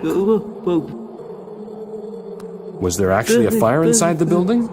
Snell rolled down the van window and asked Brockaday Mama what happened. Sherry was in a terrible panic. Is it a fire? Asked Snell. I wish it was just a fire, said Sherry. We had to evacuate. People were feeling strange, invisible hands all over them. I felt it myself. Then, something invisible pulled Jill's slacks down when she was walking to the mailroom. And Joe, he felt something tugging at his beard, but he couldn't see it there. Everyone thought they were just going crazy at first. We found the same thing was happening to just about everybody. Poor Diane was pulled down the hall by her hair. Mallory's hand cream floated up to the ceiling, opened by itself, and smeared all over Jackie's hair. Wait, said Snell. Are you telling me there's a ghost at Brockaday Harbor? If you don't believe me, said Sherry, then you might just want to take a look. Up there. Sherry pointed to the sky above Brockaday Harbor. Stacy and Snell looked up. At first, they thought it was a flock of strange birds circling above the building, and then Stacy thought it might just be a strange cloud formation. But as their eyes adjusted and their minds accepted what they were actually seeing, it was clear that all of the yucca-eater lunches at Brockaday Harbor were flying around and around in circles above them. Staff members were taking pictures of the vortex of yucca-eater above a Dabraka. Still in shock and disbelief, Snell and Stacy got out of the van. Stacy had her coffee in hand and was just about to drink from it. Just about to take that first sip on this terrible day. But then she heard the voice of Alex. He was coming to work with her that afternoon. He called out, "Hey, what's up?" As though those were magic words to cast some kind of spell, Stacy's Tim Hortons flew out of her hand, drifting upward to join all of the yucca-eater cyclone above their heads. No, said Stacy as she yelled, the cup turned upside down and poured out the precious hot brew all over her precious little purple birthday sneakers. Alex didn't seem to notice that anything was wrong at all. I love a good fire drill, he mused. Gets us all out in the open air. No, Alex, said Sherry. This is not a fire drill. It's a haunting, you fool. A haunting, said Alex. He smirked and cocked his eye. That's not a big deal. Let's just go back in the building. Alex walked up to the main entrance doors of Brockaday Harbor. Everyone went quiet as he did. The automatic doors did not open. He pressed his fingers between the doors and pried with all his might, but they would not move. Son of a... he said. Heath joined him in the pull. Then Dave Cordero came to put his back into it. The doors did not budge. Then, from somewhere inside and around the building, came a sound like screaming thunder, like a mountain splitting in two, like a prehistoric beast the size of a continent crying out in pain. It burst upon them from all directions. Everyone screamed. Alex, Heath, Dave ran away from the front doors. The sound seemed to be coming from somewhere on the other side of those doors, which once seemed so friendly and comforting. I'd better call Lisa, said Alex. Dee was at Civic Community, where everything was going smoothly. Hey, Dee, how's about we switch for the day, huh? I'll go to 7, you come to Brock? Stacy, overhearing Alex's attempt to avoid the crisis, wheeled over and said, No! What's got your gizzard? Alex said to Stacy. Miss today's hand sandwich? Looking down at her shoes, he continued, Hey, you don't wear brown shoes. Stacy screamed and held up a fist. Alex replied, What you got in your hand there? Catch another mouse? Snell held back the angry Wetherwax, and Snell said, She didn't get her birthday coffee this morning, and her Tim Hortons got sucked up into that ham sandwich vortex spinning above our heads right now, so go easy on her. Alex looked up slowly. He said, What in holy hell? Laying a friendly hand on Stacy's shoulder, Snell said, I'm sorry, Stacy, but I just don't think we can have your birthday party in there today. Still on the phone with Lisa, Alex said, "You better get over here. Pick up a coffee for Stacy on the way. It's her birthday, and she is madder than a Jody Selling trying to use a photocopier." As Alex hung up, all of the yucca-eater lunches that were circling above them came falling down on the onlookers. A ham sandwich fell right on the little shelf that was Stacy Wetherwax's bottom lip. As Snell moved in to remove the despised lunch from Stacy's face, a hideous mass of macaroni salad fell on Snell's lovely hair. After the disgusting lunches had covered them all, it began to rain mercilessly hard. The liquid that fell from the sky was not water. No. What was it? It was mouse juice. The stink of the mouse juice from all those mouse glands made half of the people stranded outside of Brock barf all over their pretty little shoes. "The horror," said Heath. "The horror."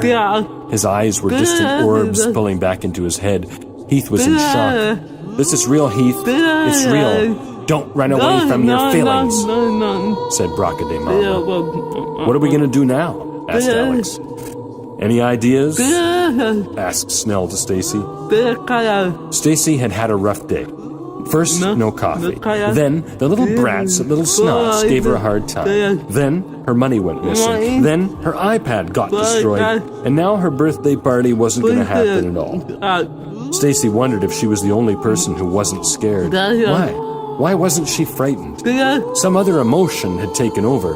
Stacy was angry. So angry, she didn't even care if something evil had taken over Brockaday-Haba. She was going to take it back. Not even the devil could keep her from her Brocka. Ghosts of Brock, Part 2. Stacy flipped the speed control lever on her power chairs to rabbit speed. Her chair sped forward. She charged the main entrance doors of Brockaday-Haba. Snell and Denise ran after the speeding Wetherwax, but Stacy was too fast. "No, Stacy, it's too dangerous!" yelled Snell. She wanted back in Brock real bad. Stacy felt her purple-sneakered feet press hard against the doors. "Ow! Ow!" she exclaimed upon impact. But lucky for her, the impact was not as bad as it could have been. In the fraction of a second it took to almost collide, the Brock doors opened by themselves. Stacy continued at top speed into Brocka, down the hall past therapy towards the art room. The lights flickered. The air pinched coldly at her face. A freezing, tingling sensation enveloped her spine. She felt a cold hand on her shoulder. Turning her head slowly, she saw no hand on her shoulder at all, but she felt it. Stacy didn't know she could scream so loud. Everyone outside heard her. They rushed inside to help. A wisp of vapor appeared with a poof and drifted away, leaving a crisp dollar bill resting wetly on Stacy's shoulder. Seeing the money cut her scream right off. "What?" cried Snell. Alex, Sherry, and others were close behind the Snell. Catching her breath and composing herself, Stacy said, "I think Brocka is haunted. We have a ghost. Maybe more than one." "What's that dollar on your shoulder?" asked Alex. "Can I have it to buy myself some coffee?" "The spirit left that dollar bill for me, I think it might be Mom. Why else would a ghost give me some money?" The lights flickered again.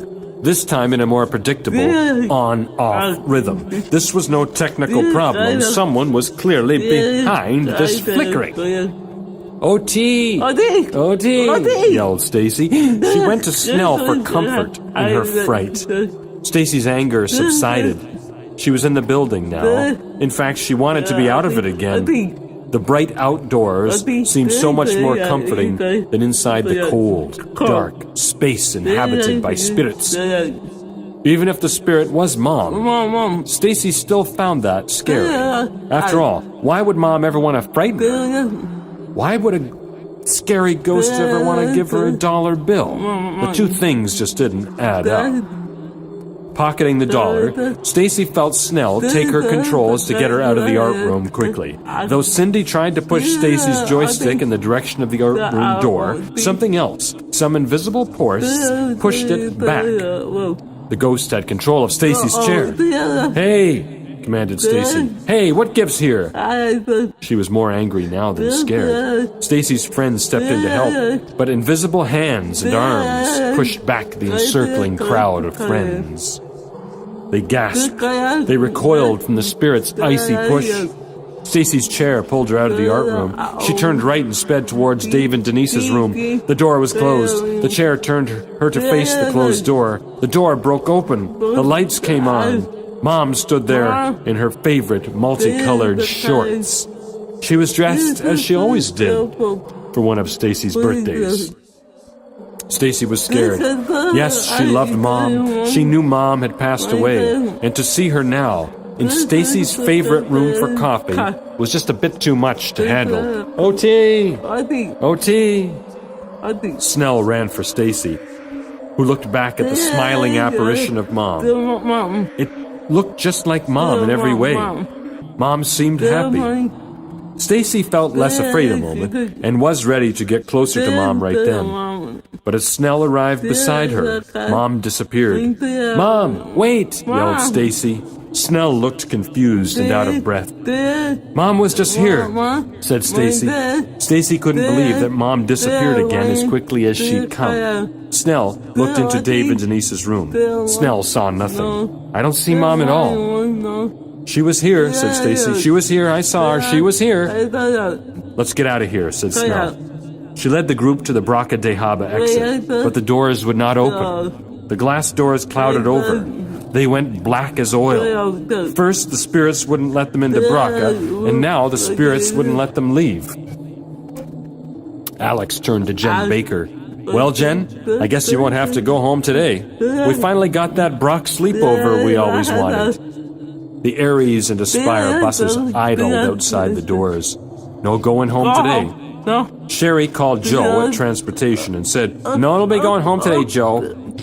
The last rays of light disappeared as darkness enveloped the windows. The lights no longer flickered. Instead, they just went off and stayed that way. How scary things can seem when there is no light. Stacy had another scary thought. What about all the meds people would need? The medications. Many Brockies took meds. Stacy was no exception. The meds they needed would not be at Braca de Haba. Sherry's phone rang. It was going on 3:45 p.m. It was Stacy's house call. Before anything besides hello could be said, the line went dead. "Oh, hell," said Sherry. "Ghost mice must have chewed through the lines again." Sherry continued, "Listen, if you can hear us, Stacy will not be coming home today because Braca de Haba is haunted. We're sorry for the inconvenience." Stacy knew that Kendra and others were outside of Braca de Haba. They tried to help the others get out. But how? After checking Alex's computer, they learned all communications were down. No way to get word to the outside world. "Who are these ghosts? And what do they want?" asked Stacy Wetherwax. "Was that really Mom I saw back there?" "I don't know," said Alex. "I wish Sarah were here with us. She'd know what all of this means." Joe and Kendra walked around the building's perimeter outside. They sought a way in to the tightly sealed and impenetrable Dahab. Joe arrived at his usual time of 1:55 p.m., but he could not get in. He was stuck outside, while the rest were stuck inside. Joe gave Kendra a boost up to the roof. She climbed up to the roof with a knapsack over her shoulders. Finding a ventilation shaft, she quickly changed into her goose costume. "Those ghosts will never know it's me," she thought to herself. Going in as a goose was the most devious thing Kendra had done all day. She planned to see Stacy and save them all from the spirits inside. Stacy and the trapped Brockies were sheltered in the multi-purpose room. Everyone kept seeing scary things like broken vending machines, flying pieces of artwork, Alex's laptop snapping like a monster lobster claw, ham sandwiches crawling up the walls, and a giant BM book that grabbed two Brock staff persons in its giant pages, chewing them up and spitting them out. When you thought it couldn't get any scarier, it almost always did in such times. Just then, a giant goose woman fell out of the ventilation shaft in the multipurpose room. She landed on her rear end and let out a loud, honking squawk. The trapped Brockies backed away in terror. But Stacy thought she recognized that goose woman. With a mouthful of feathers and dust bunnies, the goose woman wrapped her arms around Stacy in her chair. It was trying to speak. But then, spitting out the feathers, it was the voice of Kendra from Tech Tonawanda. It's me, Stacy. It's Kendra. Can't you tell by the hug? Stacy saw it was Kendra. She hugged her back. Someone from the outside had finally found a way in, and it was Kendra. There was hope of getting out of Bracadehaba again. I always thought it would be so much fun to sleep over at Brock, but this is too scary, said Stacy. A tear of light appeared in the area of the multi-purpose room, where the now blackened windows met the cupboards. The shimmering in mid-air little hole grew larger. Stacy felt something pulling her chair towards the light. Kendra, Snell, Alex, Mallory, and others held tightly to Stacy, but her power chair continued to trundle towards the mystical door of light. They could hold her no longer, and Stacy plunged into the world of light, a spaceless space between one world and another. We lost her, said Kendra, beginning to cry uncontrollably.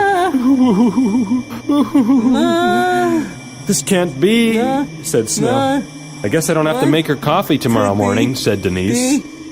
At first, Stacy could barely open her eyes to face the intense white light, but then something drew closer to shade her face. Her eyes adjusting, she saw the outline of a man and woman. As the light changed, moving from behind the figures to cast light on their smiling faces, she saw Mom and Dad smiling at her. Hello, dear, said Mom. This time, Stacy didn't feel any fear at all.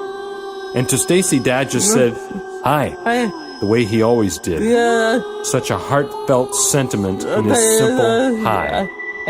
I missed you both, said Stacy. She felt warm, loving goodness radiating from them. We missed you too, said Mom. Now listen, you can't stay here, Stacy. It's not your time yet. You have to go back to Brock. But Mom, the place is haunted now, and it's too scary. Your friends are waiting for you. You can't just leave them, said Dad. He was drinking a heavenly beer. Don't be scared of those ghosts, said Mom. They are just the pesky spirits of the used car salesman from the old Buick lot that burned down. And now here's how to get rid of them. Have Dave Cordero get an old black Buick Skylark from the junkyard and place it on the lawn outside of Cy's office. The ghosts of Brock will go into the car and just stay there forever. Okay, Mom, said Stacy. Is that all? You have to go now, dear. And so do we. The three of them hugged tightly. I love you, Mom. I love you, Dad, said Stacy. We love you too. We'll be together again, but not for a while. Stacy found herself flying through a tunnel of light until she fell upon the floor of a public women's restroom. It didn't look like any restroom at Bracadehaba, that's for sure. Nor did it look like any restroom in her home. She opened the door and couldn't believe where she was. A lineup of customers led the way to a Tim Hortons order counter. Stacy remembered the $1 that appeared on her shoulder. She had enough to buy a medium coffee. As she wheeled back to Braca, she slurped back the coffee and moaned pleasantly for her first coffee of a very long and difficult birthday. But it wasn't over yet. Arriving back at Braca, she found Dave Cordero outside the building, where all were desperately trying to save those Brockies trapped inside. Dave! Yelled Stacy. I know how to help them, quick! You and Denise, go to the junkyard, get a 1971 Buick Skylark in Mars Black. Sounds like a plan, said Dave. Moments later, Dave returned with the vehicle, and following Stacy's orders, he plopped it down in the lawn outside Tom Cy's office. That good, Stacy? Asked Dave. Stacy gave him a thumbs up. Then Stacy saw the craziest thing she'd seen all day. She watched dozens of used car salesman ghosts pouring out of the windows of Braca de Haba and into that black Buick Skylark. Now, after the first 12 or 14 went into the vehicle, Stacy doubted the luxury sedan could hold any more. But the thing just kept filling up. The car was rocking on its rims, glowing a strange blue-green light from its windows, making a low, mournful howling, and it honked. Lots of annoying honking. Cy looked through his shutters and yelled, "Stacy, what's going on out there? This car can't park there." Cy must have been working so hard that he didn't even know Braca was temporarily haunted by the ghosts of a multitude of deceased Buick car salesmen. Who would have thought? Stacy saw her relieved friends exiting Braca de Haba and coming towards her. "There you are," said Snell. "You had us so worried. Where were you?" Stacy smiled knowingly. "You'd never believe me, Snell. Do I have a story for you? You can tell me all about it after dinner, because we all are going to Reed's." "Happy birthday, Stacy," said Kendra. Everyone else joined in. Stacy listened, and as she did, she thought about Mom and Dad. She could still feel them around her somehow. Then, thunder clapped, rain fell, and amongst the drops of water from the sky were meds. Lots and lots of medications. Somehow, all the right meds fell to the people who needed them right there in the parking lot of a Braca de Haba. And there was plenty of water to chase it all down with. Nothing chased a med better than a little sky water. "What about them?" asked Stacy, pointing to the haunted Buick on Cy's office lawn. Snell took one look at the writhing entities in the ghost car and said, "I think we'll let them make their own dinner plans. You've been through enough on this very strange Wetherwax birthday." For Stacy, it had been too long. Reed's never tasted so good. And she ate one extra burger for Mom and one extra burger for Dad. Brockway to Heaven. Little Timmy Lockport, Episode 2. By Stacy Wetherwax. Joe drove and Alex sat in the passenger seat. The drive up Millersport Road made them hungry. They knew they needed a good meal, but when they saw Fry's Tasty Treat, ice cream, just inside the borders of the town of Lockport, New York, Joe could not resist turning into the highway haven for iced cream. "Go on in there, Joe," said Alex, the angel. "You don't want any?" asked Joe in disbelief. For who could resist Fry's Tasty Treat on a summer day? "Joe, have you ever seen me eat?" "I don't, because angels don't have to eat." "Well, you could at least pretend to like eating so I could have some." "I'll wait in the car and then join you," said Alex. "Suit yourself," said Joe. He went to the counter and ordered a double Braca Chaca sundae with Aunt Denise's cedar syrup on top. Looking on from inside the car, Alex said quietly to himself, "That's one yucca Ita sundae." Alex saw Joe talking to a young woman who looked very sad and quite sleepy. Her expensive Italian purse rested on the table beside her, and just then, a boy with shiny blue eyes and a little bow tie, puckered lips, jumped on her table, snatched her purse, and ran in the direction of Long John Silver's restaurant. "Hey, come back here," she yelled. Joe started to chase him, but the boy was fast. "Come back here, you little purse snatcher," yelled Joe. The boy was getting farther and farther away, heaving for breath.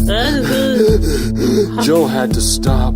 But just then, Alex used the stuff, and in an instant, Alex appeared right in the front path of the escaping young purse thief. The boy fell back to his bottom, where he saw the angelic man appear out of thin air in front of him. "What the? How did you?" asked the confused young man. That purse doesn't match your shoes, son. You should give it back to the lady you took it from. She's gonna need it. The woman caught up to them and saw the boy on the ground and Alex standing over him. She yelled at the young man, "You took my purse, you little weasel. My son's medication is in there." "I'm sorry, lady," said the young man. "I never thought about it. I just needed the money. I've been living behind Long John Silver's." "You live behind that? Yucca," said Lisa. "Where do you stay when it gets cold, son?" asked Joe. "The Lockport Caves." All of them sat down together. Alex and Joe learned that the young man's name was Dan, and the woman was named Lisa Brown. Dan was not a bad boy, but he was in trouble and he did need help. "I'd like to invite all of you to live with me. I could use some help at 7251 Lincoln Extension. I'm all alone, you know, and my son's very sick with something and no one can find out just what he has. The doctors don't know what to call it." "Oh, we're sorry to hear that," said Alex. "What would you need us to do at your house, lady?" asked Joe. "It's just me and my son, Timmy. He needs someone to take him to Buffalo for his medical appointments, but above all, I need someone to be his friend. I also need someone who can help me take care of our house on Lincoln." Alex and Joe looked at each other a moment. Alex gave Joe that knowing look that this was their next assignment the boss had said to them. "Can we start right away, man?" "I'd sure be glad if you did," said Lisa. "Now what do we do about him?" asked Joe, pointing to the young purse snatcher, Dan. "You can just let me go back to Long John Silver's," he said smartly. "We'll pretend like we never met." Dan tried to scramble away, but Lisa grabbed him by the nose and squeezed hard. "Oh, no, you don't, smarty pants," said Lisa. "You owe me for trying to take my purse." "I don't have any money," yelped young Dan. "You can pay me back in hard work," said Lisa. "Make sure you get a room, 3 square meals a day, and plenty of coffee." "You got yourself a deal," said the boy. He jumped to his feet and got into Joe's car. "Just follow me in my car to the house," said Lisa. Now, Joe and Alex shared a room there, but Lisa gave Dan his own room. They all slept well after Lisa cooked them her chicken cordon bleu with broccoli cupcakes for dessert. Morning came.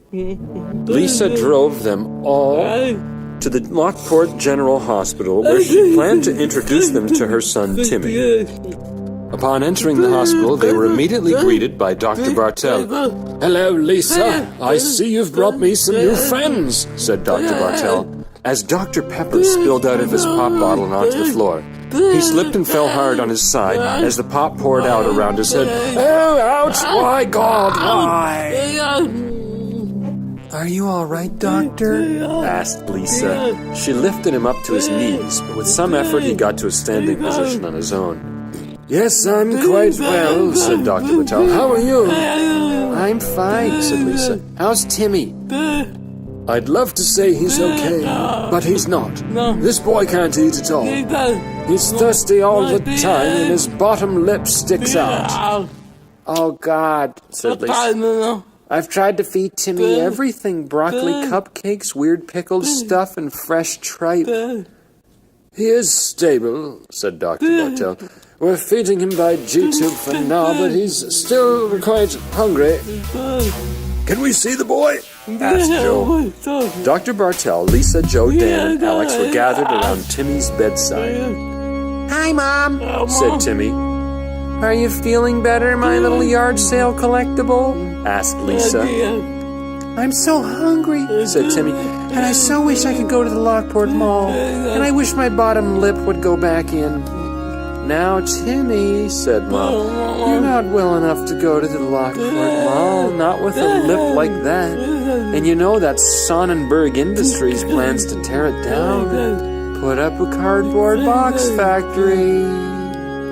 Again with this cardboard box factory business, said Joe. Yes, said Lisa. That mall is a very special place for all of us Lockporters, and we definitely don't need another of Sonnenberg's smelly old cardboard box factories in town. The Snells own the mall now, but they haven't paid the mortgage on it since Megan Snell got heat stroke when she volunteered at Art and Wine last year. That's a shame, said Alex. But there's still a chance. Have faith. Have faith, that's what my boss always says. Now, after visiting hours, they all left Timmy to rest and went to Reed's for burgers and fries. Lisa bought for everyone. My boss was right, said Alex. These hamburgers are divine. Alex was chewing the food, but not swallowing. He spat the chewings in a paper bag and said he was saving them for later. I think the sauce dripped down to earth from heaven, said Joe, showing how he could fit a whole hamburger in his mouth. As they ate, Stacy Wetherwax came out from the kitchen and joined them all outside under the trees. Stacy, said Joe. What are you doing here? Go, said Stacy. go. You know I own Reed's. I bought it after I won my first case against Sonnenberg and Brown.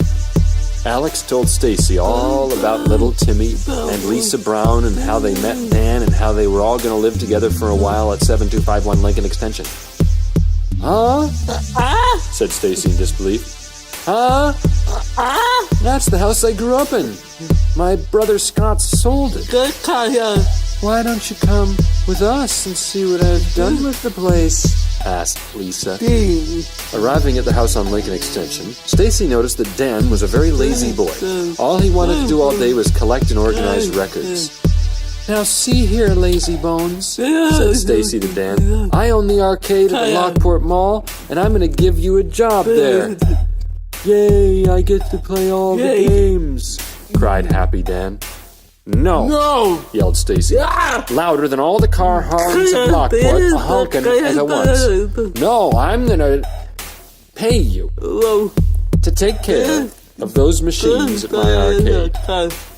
You take that job, Dan, yelled Lisa from the kitchen. It's not every day someone will just offer you a job. I'll need you to work weekends, said Stacy. I'll pay you $7 an hour. What do you say, son? Asked Alex. I'll take the job, lady. Lisa grabbed his nose firmly and scolded Dan again, saying, You call her Miss Wetherwax. Show your employer some respect. Yes, Miss Wetherwax, said the suddenly obedient Dan. Now, the next day, Lisa had to yell at Dan through his bedroom door to get him out of the bed in the morning. Dan said, I don't want to go to work. I'm about as sleepy as you look. Why, you little, said Lisa as she shook the locked door.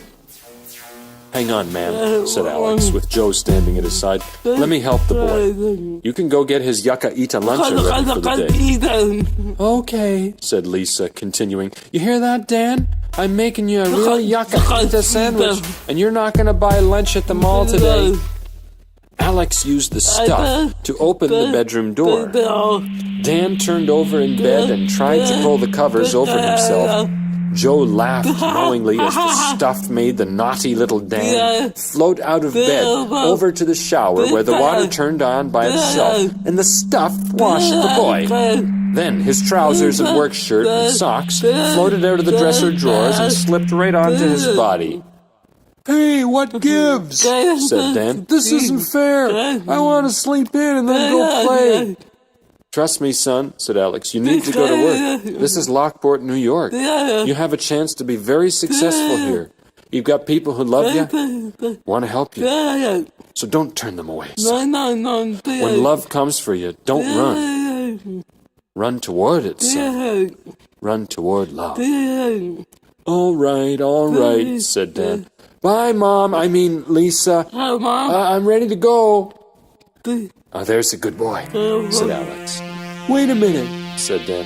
How'd you make me fly out of bed like that and get showered and dressed against my will? I'm an angel, son.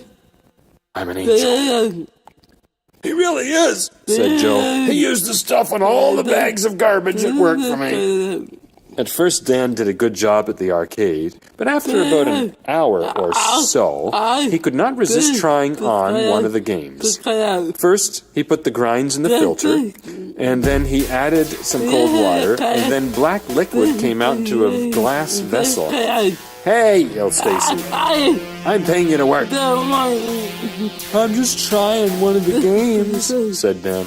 That's not an arcade game, said Stacy. It's my coffee machine. Back to work, mister, said Ms. Weatherwax as she shook her fist in the air. Dan went back to scrubbing the game screens. Stacy kept a close eye on him, but then the Snells came in. Ha ha ha, you got yourself a new helper, I see, said Cindy Snell, mother of the Snell.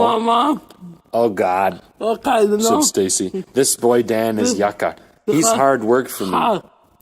Oh, give him a chance, said Senior Snell. He probably just needs a little tender, loving occupational therapy. Oh, God, said Stacy. Now I have to pay for that? Money. Cindy and her offspring of Snell looked around at the arcade. She sighed and said, I sure wish I knew how to save this mall. We'll find a way, said Stacy.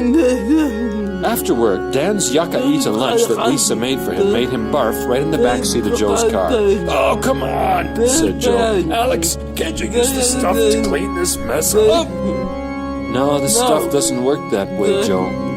We'd better drop him off at the hospital. Dan waited alone in the emergency room of the Lockport General Hospital, but after a few hours he started to feel just fine. Then he was hungry, really, really hungry. He walked to Reed's and ordered 2 hamburgers and 2 fries. Dan finished 1 burger and fries while walking back to Lockport General Hospital, as he wanted to give the rest to little Timmy Brown. He walked past the hospital admissions where Nurse Denise yelled after him, "You can't bring that hospital food in here, kid. This is Lockport General." Dan ran past her and into the elevator, and he went right up to Timmy's floor.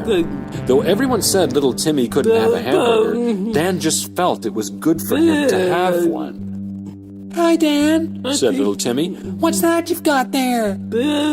"I got you some burgers and fries from Reed's, Timmy."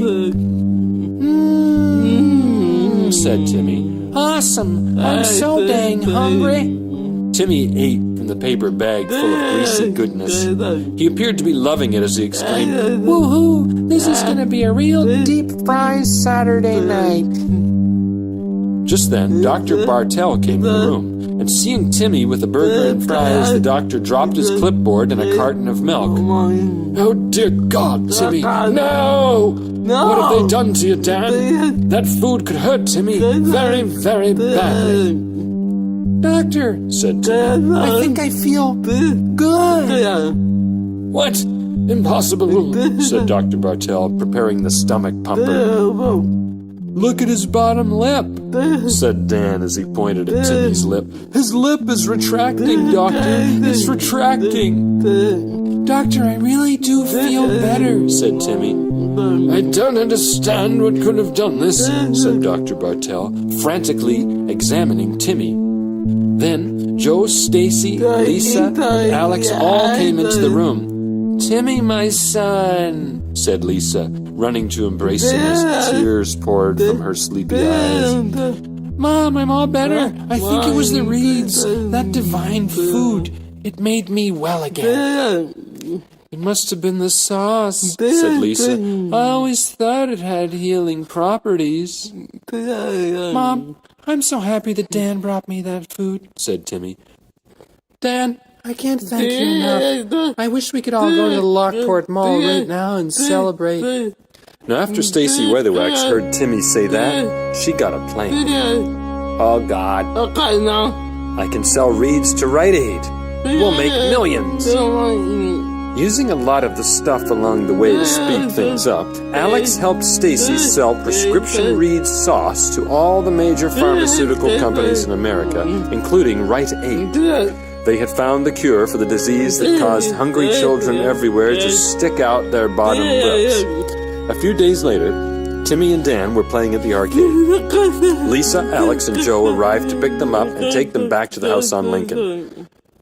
I'm really gonna miss this Lockport Mall, said little Timmy. You might not need to miss it at all, said Stacy Weatherwax, because it just got bought by me, Smarty Pants. What? Said the group in disbelief. I used some of the money I made from the Reed's formula to buy the Lockport Mall. It's in all of our names. I bought it from the Snells, paid their debts, and told Sonnenberg she could take her cardboard boxes and shove them up the Erie Canal. Lisa was crying again, and she said, Stacy, is there anything we can do for you? Actually, said Stacy, there is. You see, I would really love to move back into the old house on Lincoln and play games in the kitchen again. And I'd like us to legally adopt Dan. We could all be a family together. Lisa smiled, thought a moment, and then asked, Can we have a yard sale at least once a week? Oh, no, you don't, yelped Dan. You're not selling off anything. They all laughed together. Then Joe said to Alex, I think our work is done here, Alex. Did the boss give you our next assignment yet? He's giving it to me right now, Joe. I'm listening to the boss right now. The boss says we have to go to Nevada. There's a woman there who can't help but wet her pants every time a whoopee cushion goes off. Oh, God. Oh, God, said Stacy.